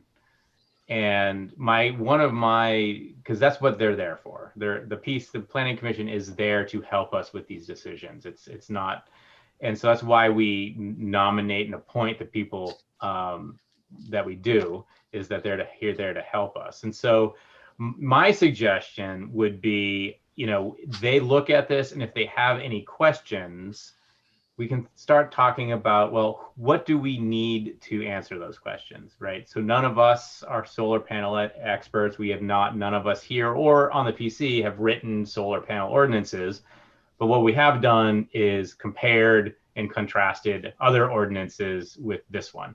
And that's how this one came about, right? We looked at neighboring townships and cobbled something together. I mean, cobbles might not be the right word, but we based this on existing ordinances. So I think if we go back to the PC and say, when you read this, what immediate questions pop into your mind? And then we come back to the board and start talking about those questions and how best we can answer them. Right, because I don't think, I think that's where it is. It's not that they want to and they do it in a meeting. We're not going to ask them to rewrite the ordinance. We're not going to ask them to do anything of this matter. Just say, okay, where are the major concerns that they have? Do those concerns align with our concerns? If not, we throw them out and we go with the ordinance as it is. And if all of us are concerned about the same things, then we can look at some consultant, or we can come up with our own solutions without any other, I agree with you, Dave. Yeah, Could Joan jump in and give us history on this, like what the board did, what the PC did, and can you jump in and give us that, Joan? Sure. Mary, can I interrupt? I'm going to drop off now. All right, thank you. Mainly for the Ron. road, so. Good job today. Thank you. Thank you. Thank you, Ron. Thank you, Ron. Everything. Okay, when we started with this, Jeff Vogels took, as Dave said, the ordinances from some surrounding townships and some of the townships that he worked with, and took what he felt was the best part of each of them and put them together to come up with the first draft of the ordinance that we had.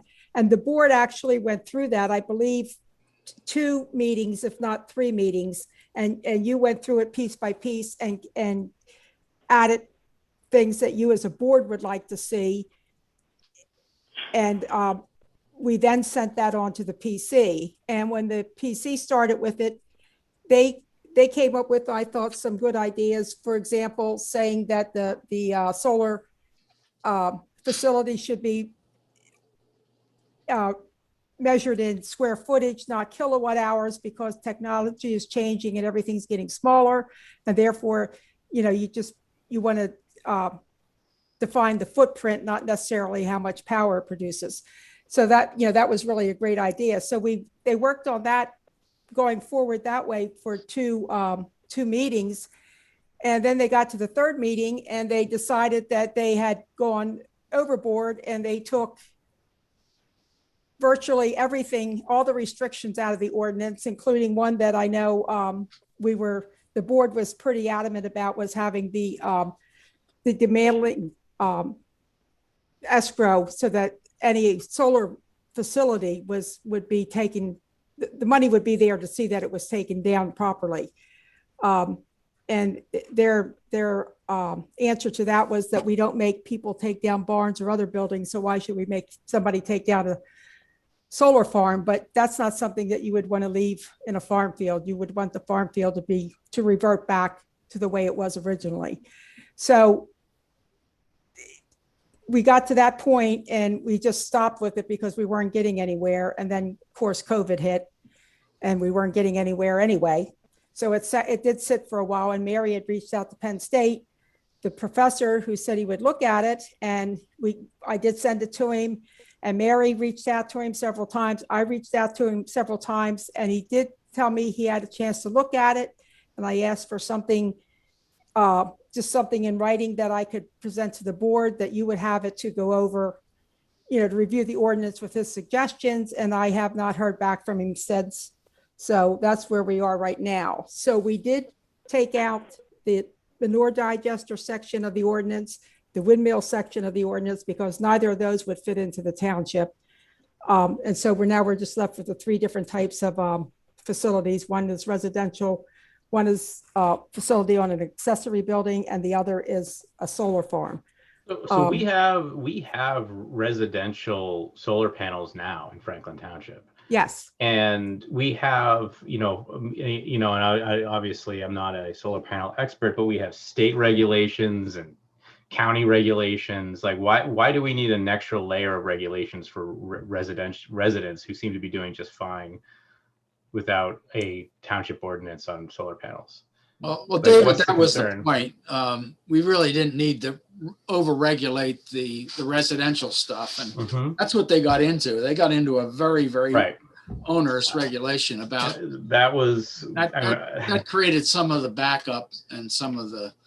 So that was one of my comments during one of those PC meetings, was why are we being the NHOA for these residents, right? We're here to make it easier for them, and they have regulations already. So, yeah, I mean, that's where my concern is we want to enable people to be able to do what they want with these alternative energies, The concern is that technology moves so fast, it changes so fast, that how do you make a blanket policy? So what's the important thing, right? And so like in Joan's point, an important thing is you don't cause lasting harm, right? So if someone wants to put a solar panel on his roof, that's fine. That's their roof, but you don't really, the primary concern is commercial installations, not residential installations. And so, you know, that's where we want to focus, I would say. I would say that's precisely it. Yeah, I agree, Dave. I agree. The whole issue is get an ordinance in place, and not for residents as much as if someone who wants to come in and do a whole big commercial thing. And if you have no ordinance, they do whatever the heck they want. So, but you're right. It is rapidly changing. I was reading today, US was the leader in solar panels. Not anymore. We developed the technology and had 80% of the market. Now we have about 10% of the market. So it's a very, very rapidly changing situation. But when I was on the webinar, they basically said, protect your township, get an ordinance in place. Will it be perfect? Maybe not. Revisit it every 5 years. And, you know, so you don't get stung by some developer that comes in and wants to put this massive solar farm in, and you don't have anything that can say you're not allowed to do that. They'll say, yes, I am. You don't have any ordinance saying I can't. So I don't know. How's the board want to go forward with this? So I was just giving so I have reviewed it. I have some comments. This is the plan that I proposed. You can tell me what you think. I would like to get this document to the board along with Joan with my comments and questions. I think we should give it to our zoning officer or someone in our area who could look at my comments. And they're not horrible comments, and as you said, most of them have to do with the commercial end of it, not the residential end of it. Have them addressed. I still think we should take it to the PC, but not Dave, I know you used the word questions. I wouldn't ask them for questions. I would say, we're going to give you a meeting. Please look at this meeting and just identify any gaps. And if they want to, by using gaps as a big enough general word, they can put questions in there. Then we bring it back. And as you said, David, depending on what their feedback is, and depending on how we feel about it, either we approve it or we decide to get another expert in to look at it. And I'd like to just say something to answer Dave's comments about, do we need something for residential? Well, for someone to put solar panels on their roof, really we don't. It's their roof, as you said, they can do what they want. But to put solar panels in their yards, the freestanding panels, we do this ordinance, and it's really only 11 comments, and it's nothing that's restrictive. It just explains to them like that you have to meet the zoning. You can't put it in your front yard, things as simple as that. And the reason I like having this here, because when somebody calls and says, what do I need to do to put solar panels in my yard? We can point to this, because this is all the information they need. It's right here. Instead of saying, well, do what you want to do and we'll tell you if you're wrong. This tells them where it can go, and it's simple. It's not restrictive, but it still lays it out for them so that they can follow through with it. How do you guys feel? Do you want to do that? Do you want to? Yeah. I think I agree with your approach, Donna, 100%. Yeah, I do too, Donna. I think we've mixed the two together, but it's like I said, I have the comments. I'll send that to Joan. It's hard to do it in our system because I can't show you my track changes. I may start highlighting things so you can see what words I've changed. But it's really, I very little to the first two, the residential, because it's so clear. It's good. It's that last one that I don't know what we're missing. If we're missing anything, it's actually pretty well done. It's just not knowing if we're missing something. And let the PC, just give them one meeting. David, you'll be there. You can help direct them. They got one meeting. We'll do a break and bring it back to us. I know Nancy had some concerns about the percentage of the slope, like where it could go and can't go. So that's something I think we need to get some confirmation on to satisfy her question. From the PC? Well, from someone. I could start with the zoning officer to see, if he has an answer. Yes, I would like to give my, and if anybody else has comments, please, I would do the same thing, forward them to Joan, and ask the zoning officer to look at our comments. He should create a final document that we can take to the PC, and ask them for take a meeting, let us know if there's any gaps, bring it back to us, then we look at it, and then we can decide what our next steps are. So am I hearing correctly? We are going to table this green energy alternative ordinance for now till we get more information? We're not going to vote on it tonight. Yes, Okay. yeah. All right. So we're tabling it. Okay. So then, Yeah, I don't look at it if as there's table. no I more, look at it as we're going to take a different direction. we're taking it to the next meeting. Is that right, Donna? Okay. Right. Yeah, it may be a couple meetings. I mean, it may not be. Yeah, right. But yeah, we're not going to vote on it tonight. But it's something we need to finish up, and it's like loose strings, and it's been going on for a while. So let's wrap it up, whatever we do. It's pretty close. I mean, you guys should be proud. It's pretty close. It's not in a bad. It is. I agree. If there are no more comments, Donna, you want to move on to the next item, communication policy? I hope Paul overtakes so long.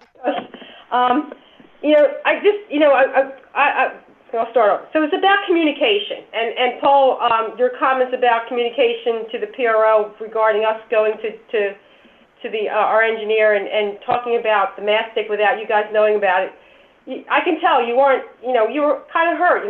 You wanted to be part of it. Why were you left out? So I'm kind of going to come at this in the same direction. There's some things that are happening that the board's not aware of it, and even more importantly, our manager's not aware of it. Let me start off with a positive thing. So I think we're actually doing better with the books. I think we are getting information, particularly the PRO is getting information to Joan. You're really working hard to do that in a timely manner. But now I'm going to ask groups that are involved with the township to take it to another step higher, okay? And that would be if you are considering something, if there's an initiative you're thinking about, it's just in your thoughts. You're thinking about it. It could affect zoning. It could require money. Make sure Joan knows about it. Just if it's an idea, just bring it to her. Let her know. And that way she'll be able to tell you, okay, we need to talk to so-and-so, we need to bring the zoning officer in or not, or we need to bring the board in.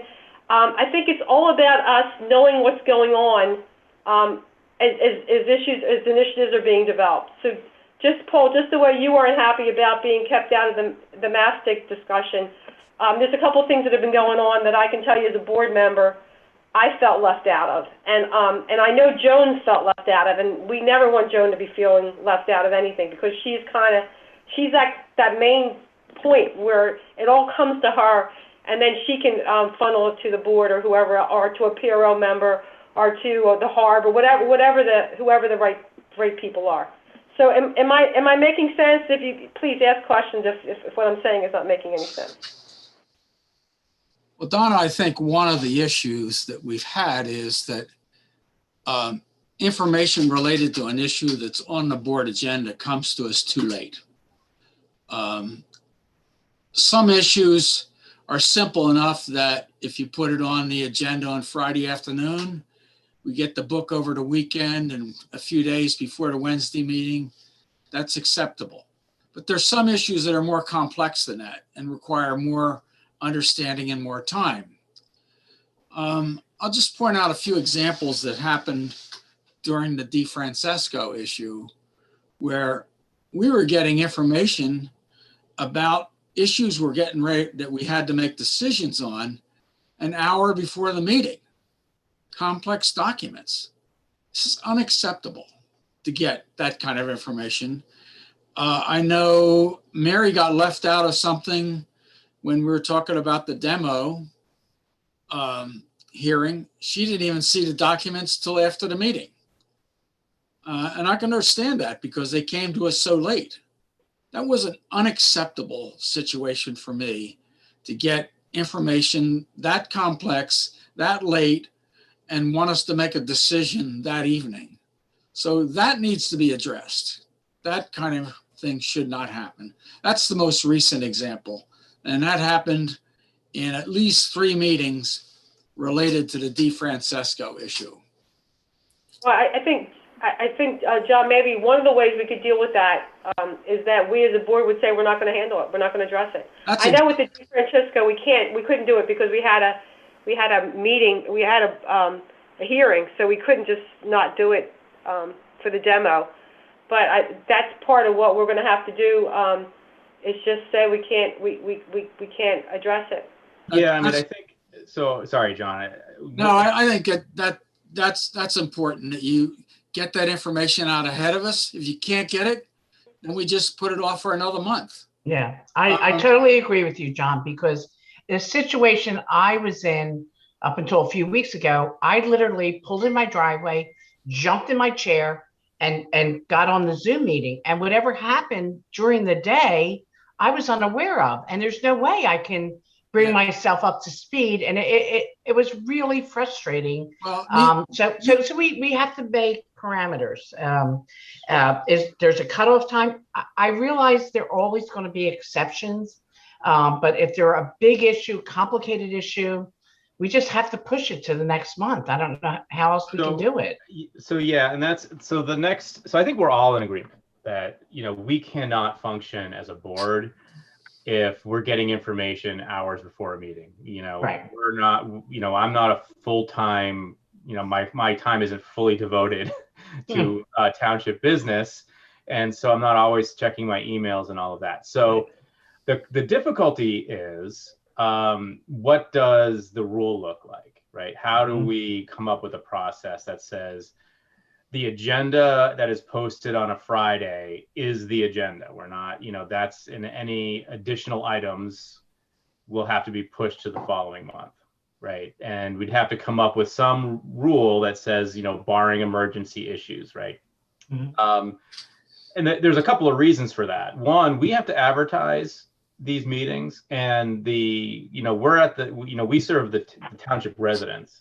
And so if I'm not getting, if I'm not able to check my email, or I'm not getting documents before a meeting, the residents aren't going to have an opportunity to see the agenda or anything like that. So it's really about making sure that we, one, are communicating effectively outward to our township to make sure they know what we're going to talk about and that they're comfortable that we'll be prepared to talk about it. And then two, making sure we're prepared to talk about these things. And so I think we all agree in principle on how information should flow. The question is how do we come up with what's the rule? What's the motion? We don't have to answer that now. I think we actually have a policy, David. So that's actually, there is a policy statement. It's in your books now, in terms of what our plans are, in terms of what needs to be in the books, when does it need to be in the book, what the agenda items are. So we have a policy. We just have to live by it. So we're, for me it was tab H. But we have to live by it. It now, right? Okay, yeah, you can pull it up. Yep. So Donna, what do? We make a policy that if it comes in last minute, we push it to the next meeting, unless it's something that is time sensitive that we have to deal with, or it's a minor issue. Is that the statement we make? And, if it comes up on Wednesday's meeting, we say, no, we are not dealing with it till next month, because I know I have no ability to read my township emails on a Wednesday. So I cannot do it between 6 and 7 at night. I just can't do it. So I can't make good decisions. So that's what we have to decide. I think we should be ruthless with this. I think even if it's minor, I would just do it if it's time sensitive. It has to be there.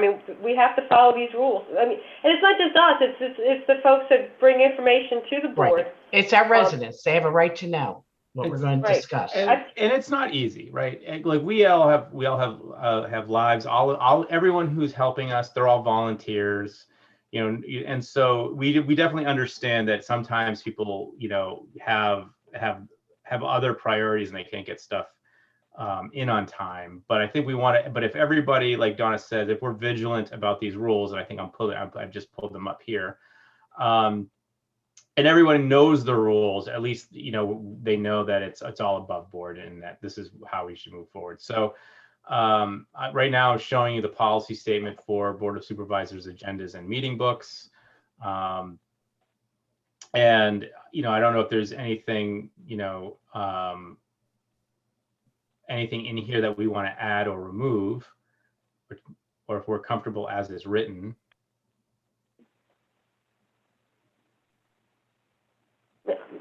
I'm fine with this as long as it's followed.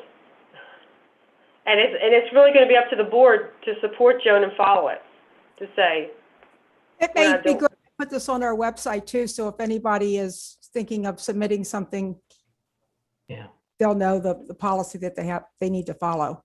Yeah, I agree, Donna. We've been sort of living in a few days before the actual meeting, a frenzy happens. I mean, my phone ding, ding, dings.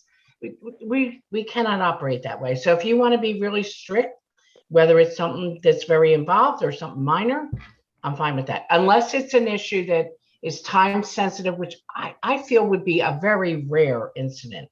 I'm fine with going with that. I mean, I think there have been incidents, and I think Mark can correct me, but there have been incidents where we got some information from Wayne like hours before the meeting. Right. I mean, I think there was at least one time where I got an email a couple hours before the meeting from his lawyer. So it wasn't necessarily a lack of communication flow through our office. It was something that happened because there was an external force, right? Yeah. But even in that case, unless it's linked to a hearing, I'd say too bad. No, I agree with you. I think we would have said, like, this is our policy, pal. Like, we'll talk to you in July. Yeah.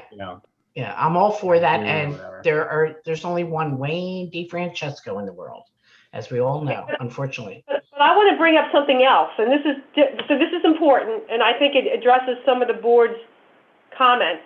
But I want to bring up a situation where a group has an initiative in mind, and they kind of go off because they're trying to be proactive and they're trying to move things forward, and Joan doesn't know about it. So I don't know whether I have to add an addendum to this or something, but it's really important that there are groups, and I'll pick on the PRO, someone like the PRO or some other group that's doing work on our behalf, that if they have an idea or initiative that they're planning for, they need to talk to Joan. They need to make sure she's pulled in right from the beginning. And because by Joan being pulled in, then we as board members will be pulled in because Joan will communicate to us. And if you want an example, I can bring it up, but I'm hoping you'll understand the last topic that we talked to the PRO about. It's just not this meeting, at another discussion, that I personally felt a little bit left out. Now there was reasons for it, and we've had that conversation, but we can't afford to have that happen again. As soon as, if money's requested if there's an idea that's going to affect zoning or it's going to require money, maybe not for a couple months, Joan has to be made involved because then Joan will bring the right people in to help that group move things along. We don't want any surprises. I don't want to be I hope that makes sense to folks. Do you have questions?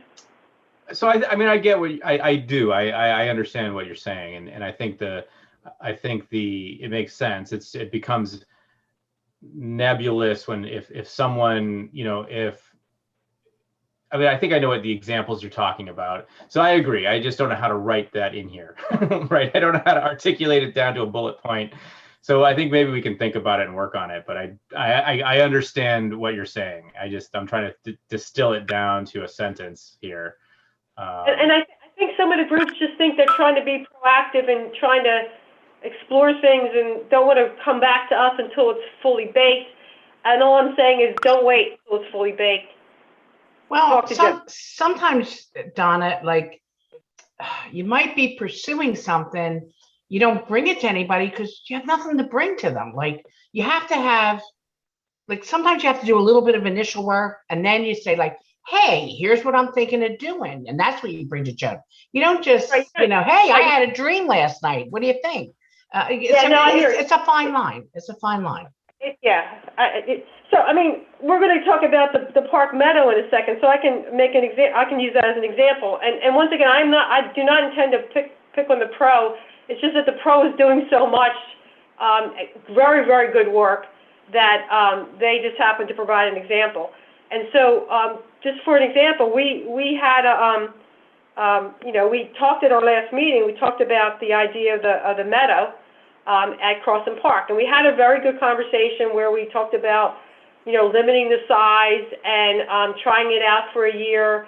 And we voted, we all agreed, and we went home, and everything was good. And then we get feedback from the zoning officer saying, can't do that. It's against our zoning.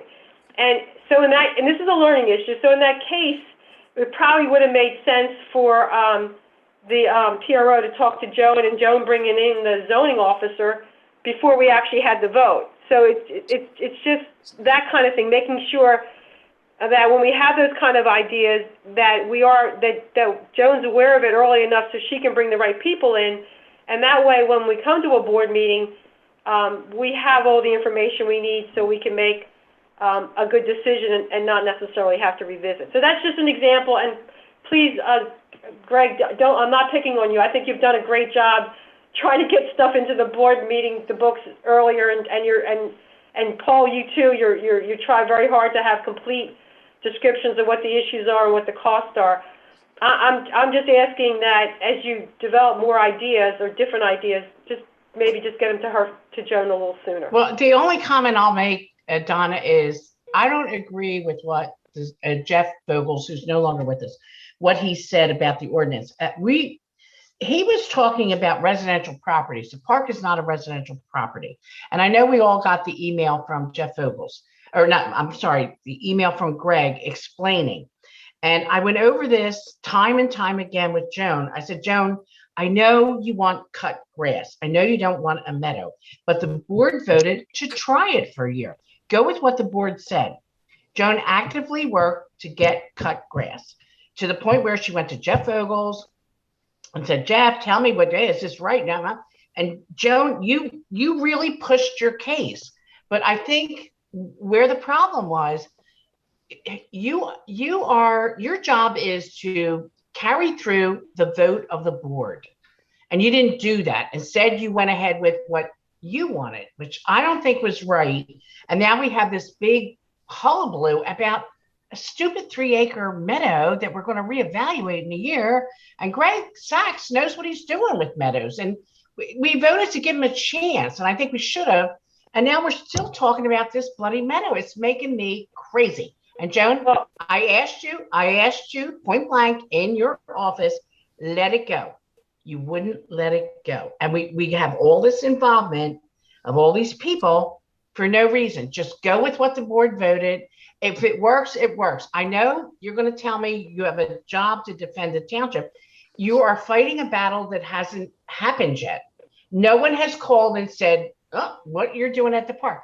If that comes up, the board would deal with it. Joan, it's just, I don't know. This whole situation upset me, to be honest. Mary, this has gotten totally blown out of context here. The reason I was made aware of this is Melissa got a phone call about somebody having long grass, and she took the information for the zoning officer. And Joan, does that happen every year? I'm guessing it happens every year. Somebody doesn't cut their grass. Can I please continue? Yeah. Please? Okay. And so Melissa tries to learn the zoning as she goes along. So she said, Joan, where is that in our zoning? So I looked it up and pointed it out to her. And then I'm reading it and I thought, well, this, you're not supposed to have long grass. Are we doing something wrong? So that was Thursday. Jeff Vogels was there. And I asked him, I said, Jeff, this is what we're doing in the park. Are we okay with this? And he didn't feel we were. And that's why he came up with that. And Mary, I passed that on to the board as I thought I should. And then that was the end of it. And then I'm not trying to throw anybody under the bus here, but I was asked to put this on the agenda again to discuss it. And I did ask you if it was okay. And you did say, I thought we had this done. And I said, what should I do? And you said, well, go ahead and put it on. So that's why it's on here. I'm not trying to push any, my agenda. Well, Joan, actually you are. because this is the fourth or fifth conversation I've had with you about this 3/4 acre meadow that we're just going to give it a try for a year. You've talked to me about it when I come in the office. Mary, blame me. Mary, you put it out of line. So blame me. So this is, I just, for folks that are on the phone, I come from a regulatory background. I've done that for 38 years. So this is just the way my brain works. So I now have in my hand, in my possession, a document from our zoning officer who says we can't do this. Now, you may disagree with him, but it's our zoning officer. He's the person who we go to for anybody in the township. So the fact that I have that information, this is Donna, don't blame it on Joan, I feel it's necessary to come back to the board and say, okay, board, we voted at the last meeting, we said that we would do this. We now have additional information from our zoning officer, not just Joe Schmo from down the street. This is our zoning officer, and he's written it down. I have it in my possession. It's a public record now if anybody wants to FOI it, that says we can't do this. We have to talk about it. We may not want to talk about it, and I would have loved to have this information before the last meeting, but we didn't. So we have to move on. I cannot support this meadow if even to try it out for a year, because I have a document that says it's against our ordinances. So be angry with me, but it's the way I'm trained, and I have to bring it up. Now, you can vote around me. I want to come and have this conversation. If the whole board says, Donnie, you're ridiculous, we're going to go with it anyways, then so be it. But I have made my case. I will vote against it because we're breaking our ordinance, in my opinion. I can't support it. So I don't think you're comparing the same things, Donna. What the ordinance you're looking at applies to your house and my house. It does not apply to the park. And we're going to start a meadow. We cut it in half. We're going to start a meadow. We can advertise.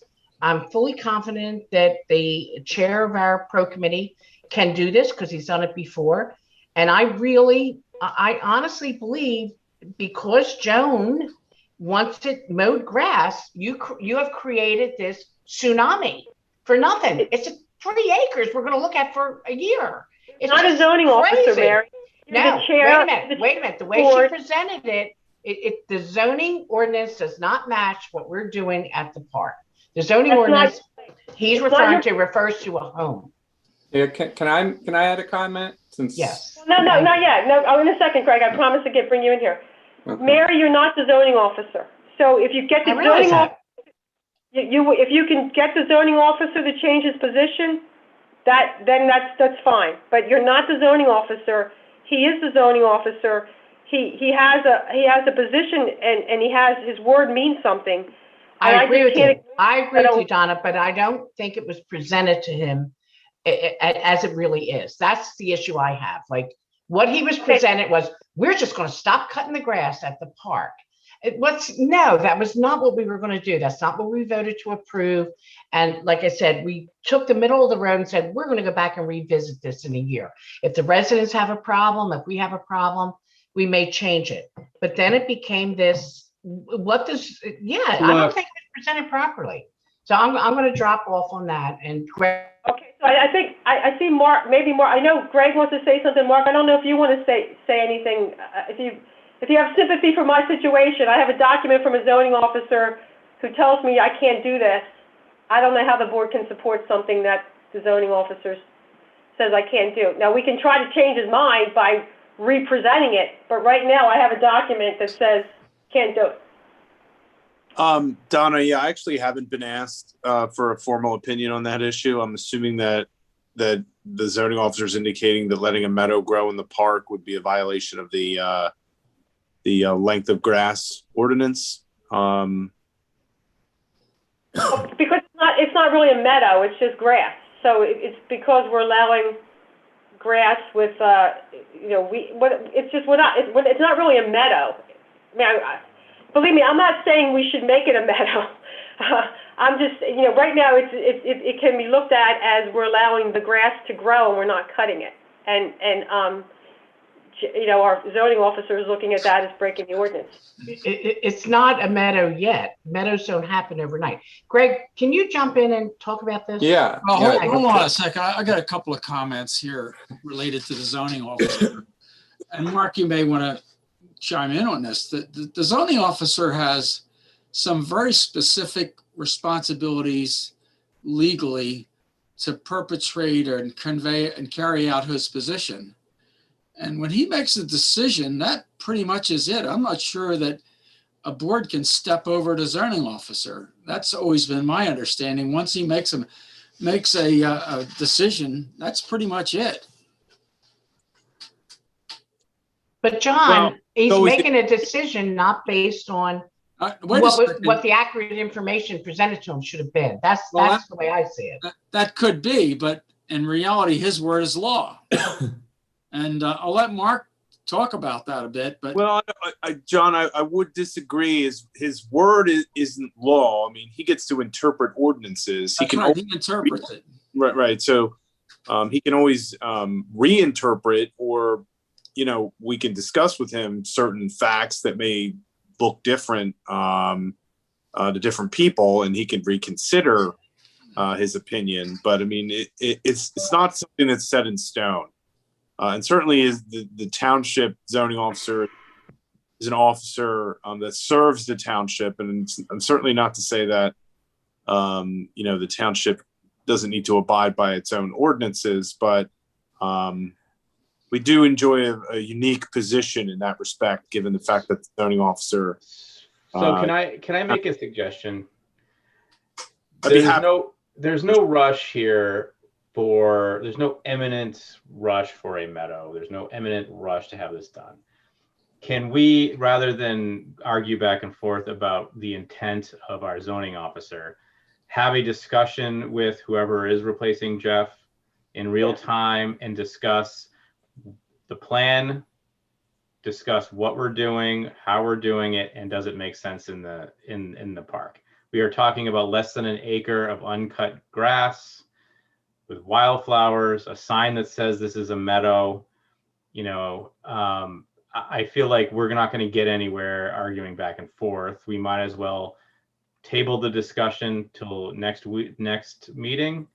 We can meet the new zoning officer and have that person weigh in on this discussion, so we can actually not try to infer the intent.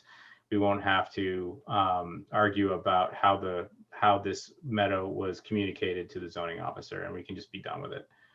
And Dave, I agree with you, but I think for Greg, he wants to get in here, but I think Greg should be there as a representative. I think we'll have it at a board meeting. Yeah. Well, so Greg will, and my assumption is we'll all be here. Greg will be here. Let's let Greg speak. Greg? Yeah, let's let Greg speak, please. Yeah, I mean, there's been so much said that I don't even know where to start. But I mean, I'm not a zoning officer. I'm just reading the ordinance, and it says that it's devoted to residential use. I mean, I don't know if anyone's arguing that a park is a residential use, but I think that's pretty black and white. I mean, is going back, because I mean, I didn't say anything before, but I completely understand the whole conversation about the communication. I hope that it can go both ways, because I was only made aware that we were discussing this like a day ago. And in addition, the tennis courts, Paul and I just learned about that tonight. So this is, our board was mentioned, but those are two topics that neither of us were aware of until the last day or so. But yeah, I mean, to me, there was a lot of, with Jeff Vogels, there was a lot of kind of assumptions being made, which, I'm not a zoning officer, but in my business, you can get in trouble making assumptions on things. One was the comment about thistle being grow, assuming that thistle was going to grow in this meadow. I I tried to kind of spread some information about thistle because, for one, there's many types of thistle. For two, that there's zero thistle in that area right now, and I walked the whole area. So this, it's kind of like we're speculating, we're assuming that things are going to happen that aren't even happening yet. There's tons of other invasives that are on the same ordinance that are already in the park that no one's talking about. And there's invasives that are way more damaging than thistle, including poison sumac, which is completely covering some areas of our park, which is actually a danger to people's health. So, I mean, I know I'm kind of going. Are those areas being mowed, or are those areas allowed to grow? Well, that specific area where the poison sumac is located in the Franklin Preserve. Part of it's where one of the new trails is being installed, and it's on both sides of the trail. So I mean, if we're worried about invasives and weeds, those are the things we should be worried about. I mean, I know it's listed on the ordinance, so I completely understand that we should follow these ordinances, but it's not there right now. So that comment is completely assuming that something's going to happen. But yeah, I mean, I agree. I think we would have to talk to the zoning officer. I think the interpretation is kind of off, and I mean, this is just my opinion, but when it literally says that it's devoted to residential use, this is a park. This isn't residential use. It also says that it is not intended to be applicable to land maintained in a natural and undeveloped state, which is exactly what this is. So, I mean, yeah, we can bring this up again, but to me, we're debating something that does not pertain to a park. I mean, that's the question we would ask them. So I think, what's on the table makes sense that we have at the next meeting. Of course, you'll be here as the leader of the pro. We'll have to have the zoning officer briefed in terms of what he's, what we're going to be here to talk about. Hopefully there'll be something in the book, not from you guys, but from the zoning officer to set up the meeting, and then we have this conversation. And either maybe he makes a decision at the meeting, or maybe I'll make a decision afterwards. But at least it will be clear that all the parties have been able to state their position on why they believe what they believe, and then we will hear what he has to say. Yeah, and I mean, just a final point. Like, to me, it's a slippery slope. Like, if we're specifically calling natural land a wetland or a woodland, like I said this in the email, is a flower garden then a violation of ordinance? Like, are you guys going to enforce people to mow over flower gardens because that's a natural undeveloped state, but it's not a woodland or a wetland? So it's just, we're splitting hairs on stuff, and yeah, I mean, that's just my opinion, of course. I just hope he changes his position. We'll see. Then we don't even need to revisit it, because then everything's fine. But if he doesn't, then we'll have to have a conversation. So I would like to make one final comment, Donna. We're talking about 3/4 of an acre, a possible meadow for 1 year, revisited, and we're going to talk about this at 3 meetings. Should we be spending our time as a board on things like this? I would push this back to you, Joan. Joan, you have created this tsunami. Whether you want to admit it or not, you have. Have you gone after grants to maybe fund the healing garden or fund the meadow, or when? That would be time, I think, way better spent than 3 meetings of 5 board members with our attorney, with whoever else from the public is on here, about a 3/4 acre plot in our park that we may reevaluate in a year and say, nope, don't like it, let's mow it from here on out. It's just, I just think we're getting bogged down with nonsense and we're not seeing the big picture and going after the big picture. I'm not happy about this at all. It will come to the next meeting again because it has to. But no, I'm not pleased about it. To me, it's crazy. It's just plain crazy. So if there's no more talk on this, can we move on to the next subject? Yeah, and we can, Mary. As I said, please direct it at me. I mean, I'm the one who brought it up, and I know you're not happy, but it was on me. I'm the one who wanted it. Donna, but I know why you brought it up, because it was brought up to you in the office to bring it up, and I know that, and that's why you did it. And I understand. I agree. You think maybe we did something wrong, and we don't want to go against our, ordinances. And I get that, Donna. I'm not blaming it on you. Okay. Oh, you should direct it at me, Mary. No, Don't. no. All right, let's go to the next one, because I think this is good stuff. The next one is a good thing. So let's go there. Hey, Donna, I don't know who has that one. can I get in one word? I know I'm as a pro member, so I just gave one short sentence is, I agree with Mary that I don't want to have you guys spend too much time on this, but if you guys control the law, you don't have to interpret it, you control it. So may I just make a suggestion that in the next 5 minutes, you just make a motion to clarify the ordinance to exclude Crossing Park and the preserves for the grass mowing ordinance. And then you're done. It doesn't, and we don't have to discuss it anymore. Right. Finish it. Stop this. Yeah, I don't want to. I mean, we're not going to rush through something like that. I hear what you're saying, but I would not be comfortable just doing that just in 5 minutes. I think we just let's follow with let's talk to the zoning officer. Let's have this conversation, and then if he Paul, what you're saying, if he comes back and says no, that's the way I interpret it. I hear what you're saying. Then we can take that step if we decide to do that, and we should maybe have that ready as an option at the next meeting. I'm happy to have a discussion with the zoning officer and Joan tomorrow to try to clarify the issue. I think that you might be able to fix it really fast. Yeah. Yeah, it's because if it's this unclear, we need the attorney to interpret it. Maybe it needs a clarification in the book for future generations. Yeah. Thanks, Okay. Paul. All right. Can we move on? Dave, you're up next with the item, the pro. Oh, and I would like to announce that Nancy Morris is now on the meeting and has been for at least 20 minutes. Great. Her timing is good. Yeah. Okay. So Dave, the next item, please. All right. So I make a motion to approve a $12,000 endowment to Natural Lands Trust for a parcel on Auburn Road. Can I have a second?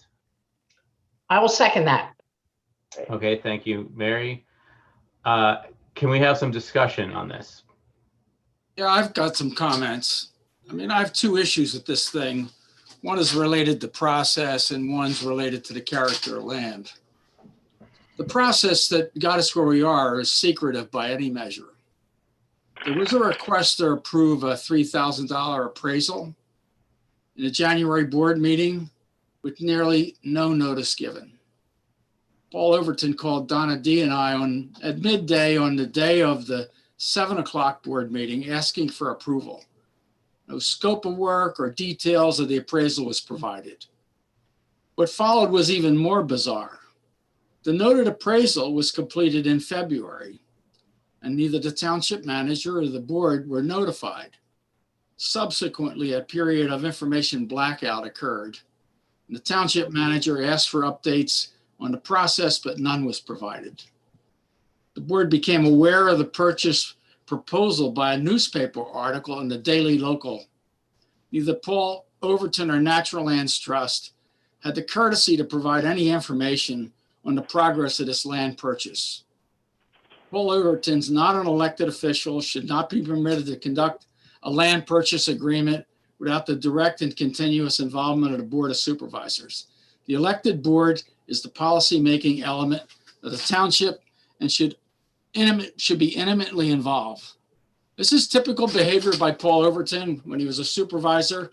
All the open space purchases were managed in executive meetings, secretive from public eye, which also included that $3.5 million loan. John, here we are. Stop attacking people. Stop attacking people. And Stop also, it. please Here we are. remember, in our executive session, I asked Mark if any of those previous deals had been nefarious or secretive, and he said no. Our attorney disagrees with what you're saying, so please Stop it, stop. John. Here we Stop are it. in 2021 with the same behavior on a township subcommittee. Unacceptable. This is the same lack of transparency that created enormous problems for the township. It came to a head in the 2011 election.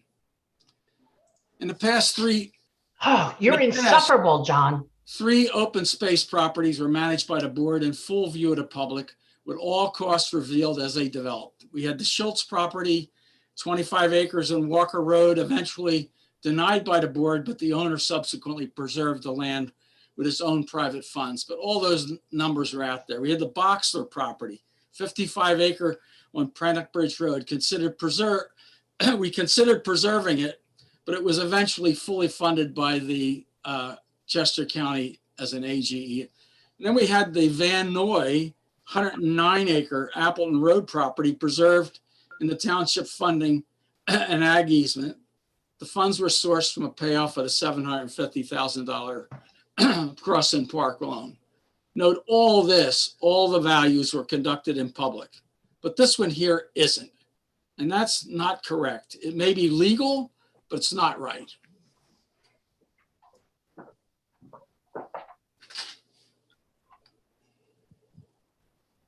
I love that. It's legal, but it's not right. That's terrific. Paul, you want to explain? John has already heard the explanation, but obviously he wants to make a stink in public. So Paul, do you want to explain the process that happened? Well, is there any other board comment before I make a presentation? I don't. We had a very thorough executive meeting over this. Okay, yeah, well, thanks for the comments, John. I don't want you all to feel that anything was done in secret. When I came in for an appraisal, I believe my information was in your books, but maybe I'm wrong. And I called you as a courtesy to try to give you a heads up so there was any questions I could answer ahead of time, just as a courtesy, not to try to spring it on you. But maybe I could have called you earlier. I don't remember the situation. That was January. It was 1 hour. It was 12 o'clock in the afternoon. But was the 7 o'clock information board meeting? Was the information in your book though, John? I don't recall. Oh, not this time, no. Not for the appraisal. I don't think so. So I apologize for that. But once you heard what the story was of doing an appraisal, you understand that means the appraisal was going to be used to apply for a grant, which is exactly what happened. And then at every board meeting, every pro meeting, we discussed when we were asked what was the progress. The progress was that the grant was applied for and we're waiting to hear. So maybe if you attended a pro meeting, and I don't know if we announced that to you at the Board of Supervisors, but no progress was the answer. So I had nothing to report. I wasn't keeping any secrets because I knew nothing. Natural Lands knew nothing because the county was just making a decision. It takes months. So there was nothing being kept from you from the time of the appraisal to then.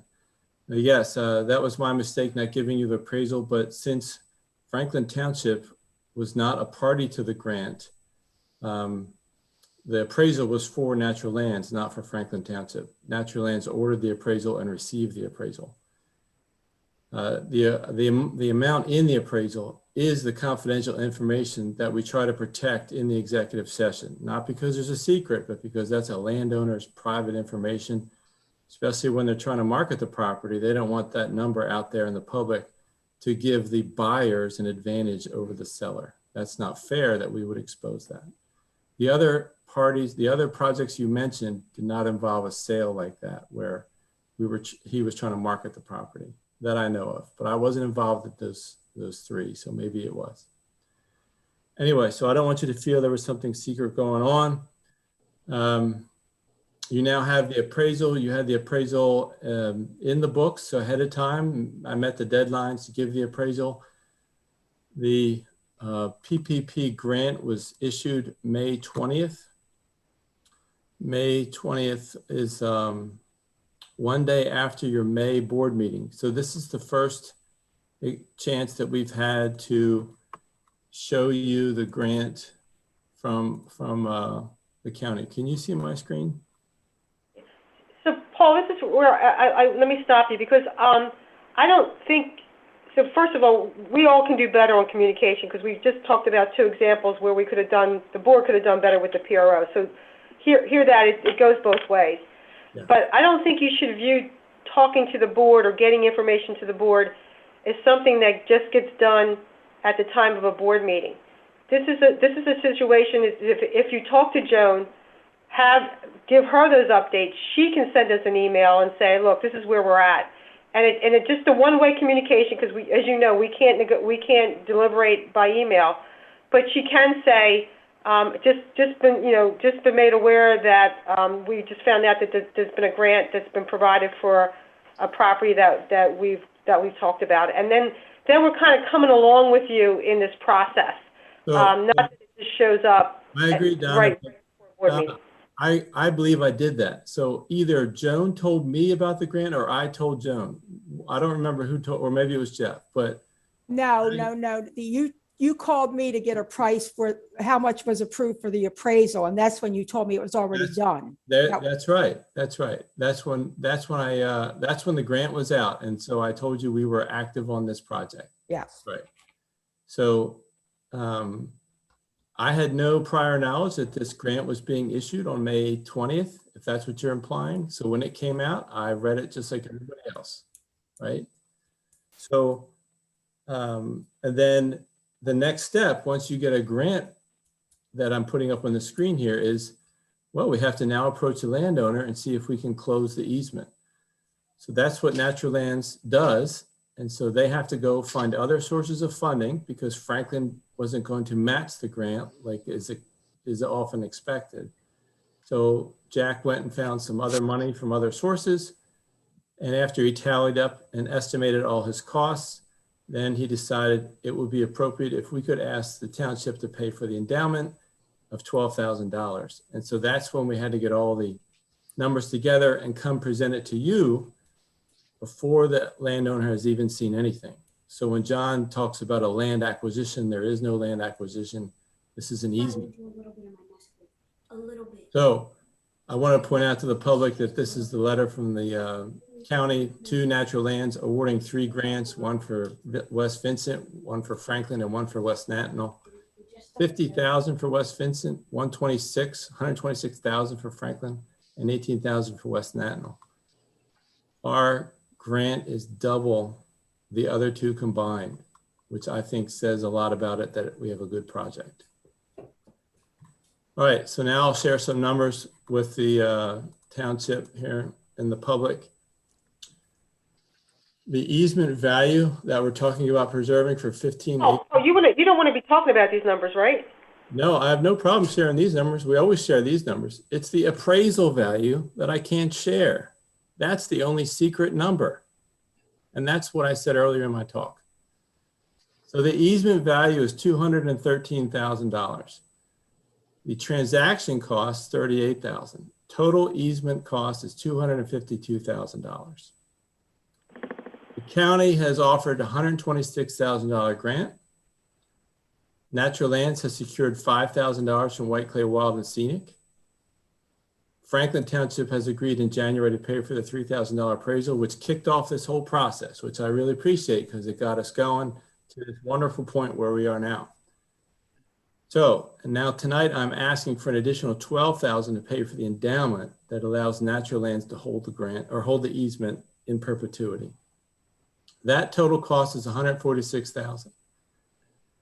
So the easement is worth that total funding source is $146,000. The easement cost is $252,000. So that leaves $105,000 short. And thank you, Donna, I corrected my mistake. $105,000 short that the landowner would have to donate.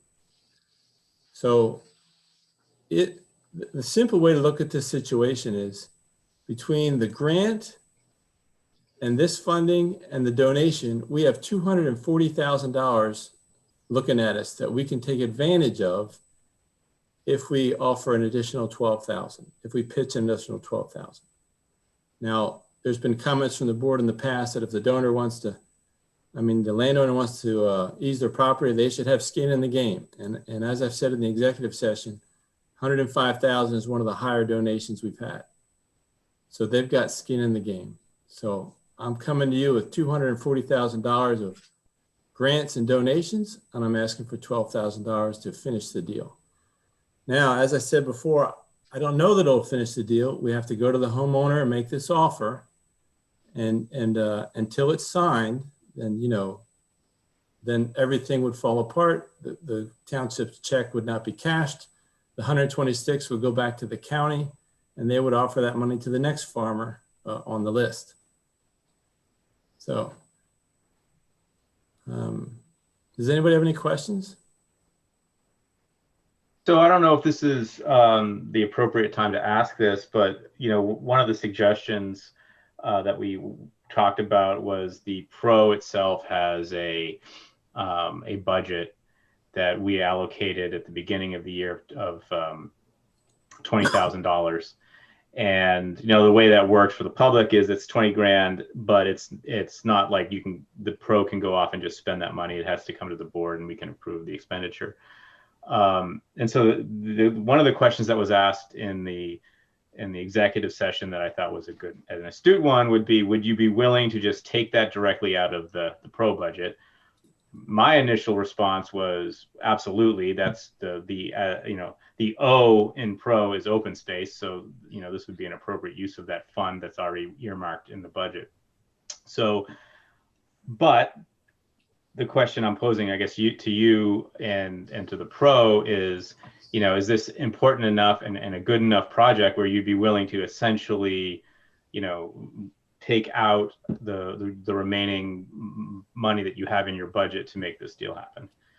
So just be clear, it's only for new projects. So it's your pro budget. You still have there for maintenance work, for mowing.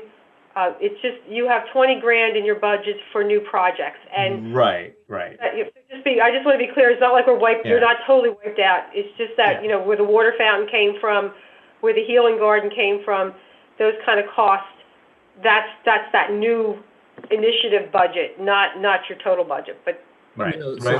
Yeah, we'll still mow, and you know everything will still be taken care of. But and the mowing is not in that $20,000 budget at all. And you have like Joan, you can give me the exact number, between 12 and 13,000 left. And I guess what we're asking you is the pro willing to put the $12,000 up? Yeah, for this open space. Let me continue here. It's a good point, Dave, and thank you. And when you all made that comment, Greg quickly assembled the pro to have an executive session the other night. I think it was last night. I can't remember. And the pro voted unanimously to all members that were in attendance to use the $12,000 to go ahead and pay for this. That our top priority projects for the year are going very well or done, and that you were able to pay for them one of them out of the capital budget and such. And that the next priority project was the refurbishing the trails and boardwalk in the lower level by the stream. And that could wait until next year's budget if necessary. So, you know, there was a little bit of disappointment because the pro is doing great and we'd hate to break our stride where now we just have to stop for the year and wait 6 months to get funding again. But it's worth it to get this one-time offer preserved. So the answer is from the pro is yes. And that says a lot, Paul. That says an awful lot. That you guys think that highly. I am afraid we'll lose momentum, but you know, hopefully, as Greg said, you know, it takes a while to plan projects and get them going, and so we can do all that work and then, but not do it till next budget year. So that's a good point, Dave. Thanks for bringing that up. Well, and Paul, can we mention at this point that Greg is actively pursuing a grant from Giant Corporation for the healing garden, and he wants to throw in the Meadow too, which will refund your budget for the year. Now, it only goes till the end of June, so we should know soon. But Greg is actively pursuing that, so you know, you're willing to give up your money, and we appreciate that. It shows how serious you are about this, but it also shows how hard you're working to put a few dollars back in your bank account. One one comment we got from the group was they don't want to set a precedent, because if we have a bigger project come up, this is a small project, right? But if we have a bigger project come up, the $20,000 budget won't do most easements, and that we don't want you to just then turn down future easements because we only have $20,000 to spend for it, right? I hope this isn't setting a precedent that the borough budget has to be wiped out to do. So my take on that is, each situation is its own situation. Right. Right. Yeah. And so there is no ordinance or rule that we're passing here that says, this is how it works. So I wouldn't, Right. I would be concerned, I don't believe we're setting a precedent. I just think that each situation is its own situation. And the trouble is budgeting, right? We budgeted our first time last year, and we actually put in a recommendation for a $3,500 allowance for an appraisal, having no projects in mind, and one did come up, right?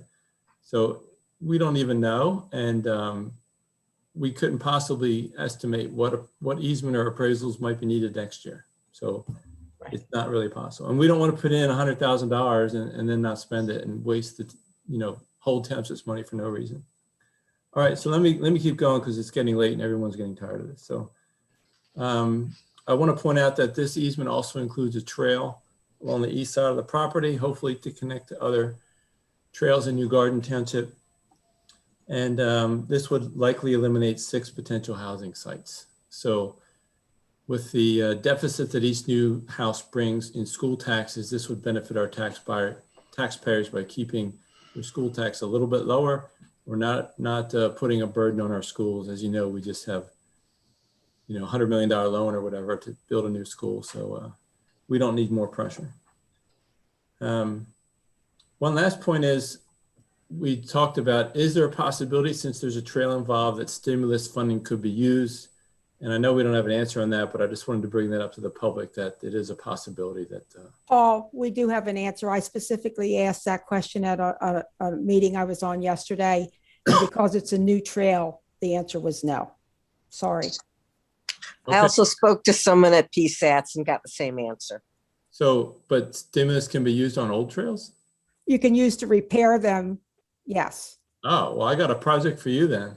Yeah, I was going to say, think about that. The boardwalk could be done this That's- year with stimulus money. That's the opposite of what I expected to hear, but that's fine. Okay. That's all I have, Greg. And I believe we had Robin from Natural Lands on the line if there's any questions. Oh, she's on still. Sorry to wait so long. Any questions for Robin with Natural Lands or Greg with the Pro Committee? But that's all I had.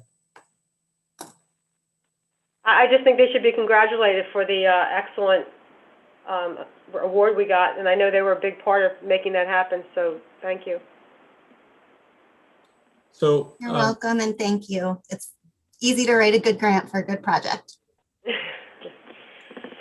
and I'll ask John, I know you had your statement there, John, but I feel like I'm showing plenty of numbers here. I didn't break down detail. I'm willing to show how much the survey costs and the endowment, and I can separate all that, but I just put it as one line, 38,000. We could see it on there. The survey's on there and the $12,000 are on there. Those are the Franklin Township input. No, that's the appraisal. I was just giving an example. The survey is in the 38,000. I didn't break down the 38,000 is about all I could show more, because I don't want you to accuse me of being secretive here. The only thing I'm not showing is the appraisal value of the property. That's the secret that we should not share. That's the homeowner's business. Well, Okay, I so don't think the Paul? land. I don't think the land is a quality piece. It's not displacing very much housing, and I think you're missing the point on a bigger parcel. You got this Chisel Creek Golf Course sitting in front of us, and by investing in this little property here, you're playing small ball with little properties, and you may miss something big. I'm not in favor of this one at all. Okay, well, going forward, I'm thinking we're at the point where we have to decide, is Franklin Township going to commit $12,000 to the endowment? So we go to a vote, I'm thinking. Is everybody Yes. okay with that? Yeah, I agree, Mary. Yep. Okay, All right, so So let me just say, who did we had this, the second. right. So all in favor to approve the $12,000 endowment to Natural Lands Trust for the parcel on Auburn Road. All in favor, say aye. Aye. All opposed, say nay. Nay. Motion carries 4-1. Okay. Hey, well, thank you very much. It's very exciting. I will let the pro know, and All right. please let Jack know. Thanks for all your work, Paul. Appreciate it. Truly appreciate it. And Paul, just keep us, I know you can only tell us what you know, but as you get information on the negotiations, please keep us up to date, or keep Joan up to date so we know how it's progressing. Yeah, we have to improve on our communication effort, right, Donna? Yeah, yeah. We're all guilty on some level, right? Right. Both sides, right. Okay, so can we move on to we're done with this item, right? No one else has any comments? Okay, if so, we're going to move on to the next item, which is a student non-voting board member. And what this is we would allow an Avon Grove High School student to serve on the board. They would not have a vote. The principal of Avon Grove High School could not be with us tonight, but he is going to check the YouTube. And he's very excited about this. He thinks it's a wonderful opportunity for the students. He has quite a few students that are interested, very interested in government. I think it's a wonderful opportunity for us to get a different generation's point of view. And also, I really believe we need to pull young people into our government. It has to happen. So I'm going to throw it out there to the board to discuss. What do you think about doing this? Are you for it or against it? Could we try it? If it doesn't work, I say try it. Just try it. And what I would like to do is the principal, Scott, say to him, look, it has to be a student who lives in Franklin Township. And they will realize they can comment, but they have their vote, they're not elected. They don't have a vote. And we'll just try it. And if it works, great. And if it doesn't, I think we lost. Mary, you're on mute. oh, sorry. How does the board feel about giving this a try, giving a student an opportunity to participate in local government, giving the board the opportunity to hear what a different generation thinks? And if it works, great. If it doesn't, well, it doesn't go forward. Mary, I think we ought to give it a try. I've attended lots of school board meetings where they have a student on the board, but rarely do they say anything or even contribute anything. And when they're asked questions, they just seem to be kind of staring into space. So we'll see how it works out, but I didn't see a whole lot of benefit. Well, sometimes, John, I think the wrong student is picked to be on that board. And I'm basing that on years and years ago when my own son, who would participate with any board, but he was never picked to be on anything like that. So I really would like to talk to the principal about that and say, don't pick someone who's like, I don't know, the best student. Pick someone who will really give their opinion, whether or not we like it or don't. I'll talk to them about that, John. They rarely speak, Mary. That's been my experience, but I'm not opposed to it. You could try it. Hey, I have different kids than that, John. Sorry, but I do. Mary, when would it start? Would they start next year? Would they start with us like? I would think September, Donna. Like we'd have the summer to work it out, and hopefully, when the school year started back, they would pick someone to join us, and go from there. I'm for it. Okay. Do it. David, what do you think? Yeah, I think this is fine. I think this is great. Okay. If it doesn't work out, we can let it go. So yeah, it's fine. I think it'll be interesting. Okay, so I will contact the principal and say, go forward with this and come back to the board with who you think could do this. Everybody okay with that? Yeah. Sure. Yeah, Mary, typically they'll appoint a senior. Yeah. And then when that senior graduates, they'll bring somebody else in, but that could be an opportunity to discontinue it if you don't want to. So hey, good idea, John. Good idea. Okay, well, John, I guess the next thing is, We're up to Appleton Road update. Mhm. Mark, I want you to comment on a couple items. Certainly, we did sign those lot line plans there at the last meeting, and the expectation was we will reduce our legal costs related to this mandamus. But I understand from Joan that he may not withdraw the lawsuit. So I'm curious to know what's going to happen if he doesn't withdraw it, and how our legal costs will be managed going forward on this item. Well, John, you are correct. The board signed the plans last meeting, and that they were provided to council for the DeFrancesco Appleton Trust. We're going to work with them to see what we can do to have this. Let me put it this way. We believe that we have satisfied the request in the lawsuit, and the action would make it moot, Right. as the legal term is. So we're going to proceed that way, John. So if he continues to prosecute this lawsuit and we have to engage additional legal costs from your firm to do that, are these costs transferable to him? Well, we're going to do whatever we need to do to protect the township's interest and move that litigation to conclusion. And hopefully we can do that without any further legal fees, John. Okay. But we're going to do what we need to do to try to protect and put them on notice that we believe that the township's actions make the lawsuit moot. And if we have to, discuss fees, then we'll do that, John. All right.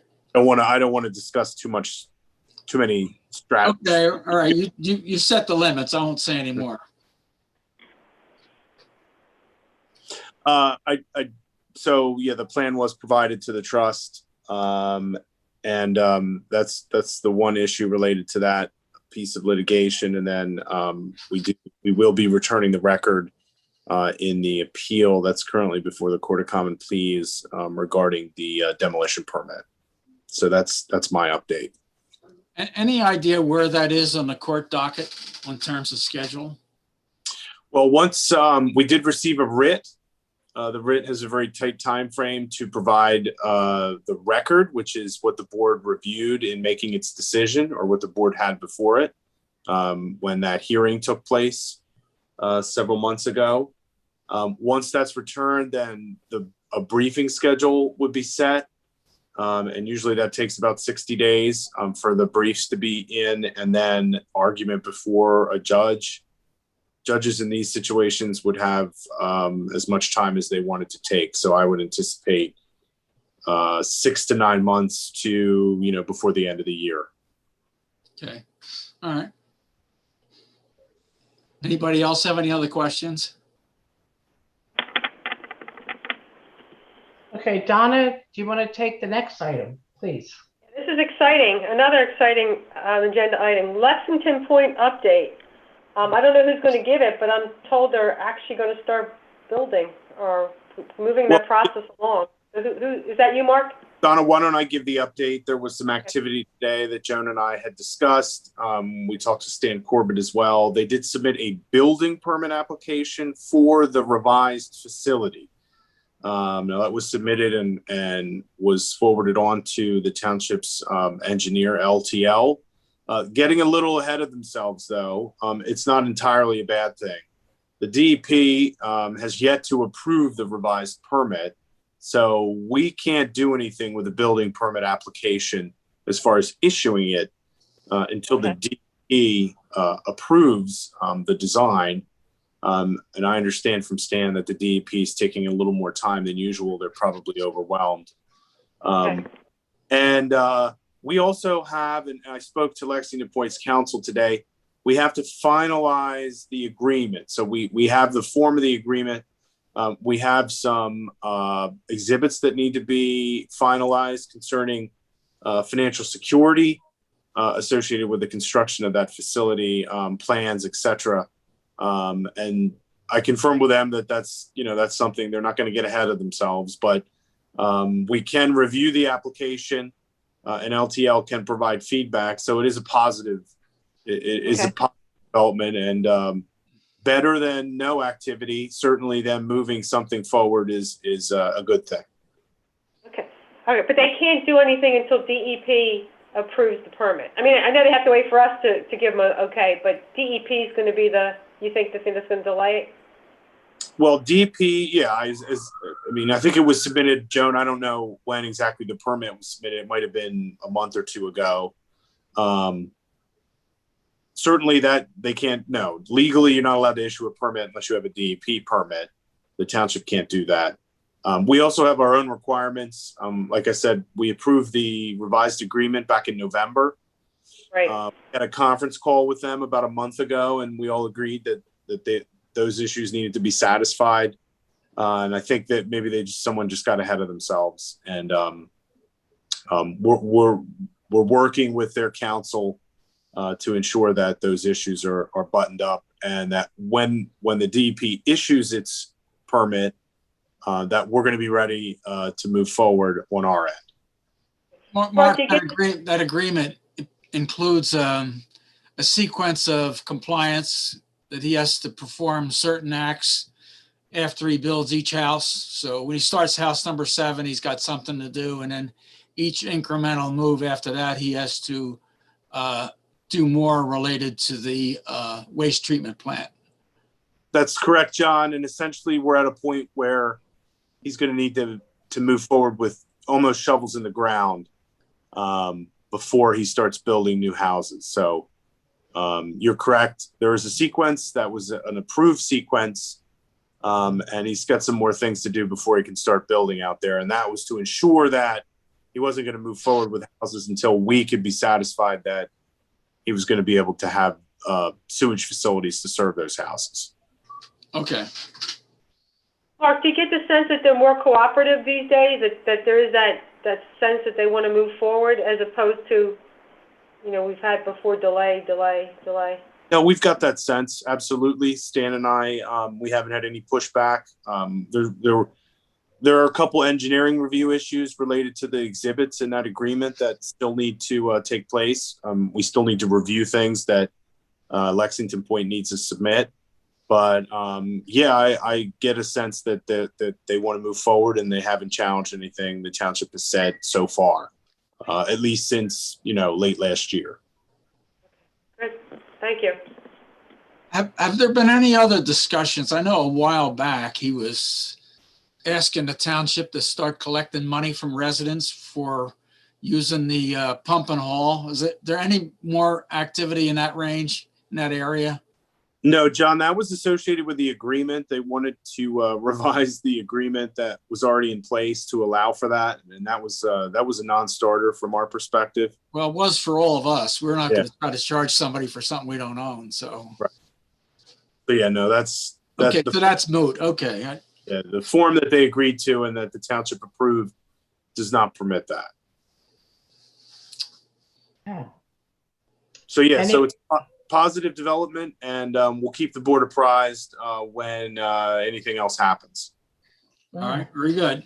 Thank you, Mark. Any more discussion on Lexington Pointe?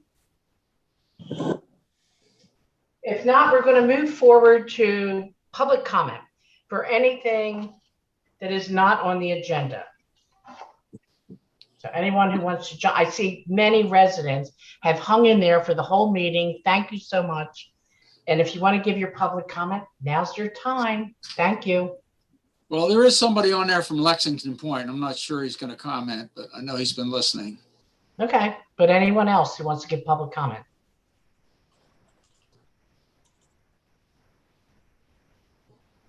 I really appreciate all you residents that have come on this meeting. It's very encouraging to your supervisors to be here and hear what we're saying and give us your comment whenever you can.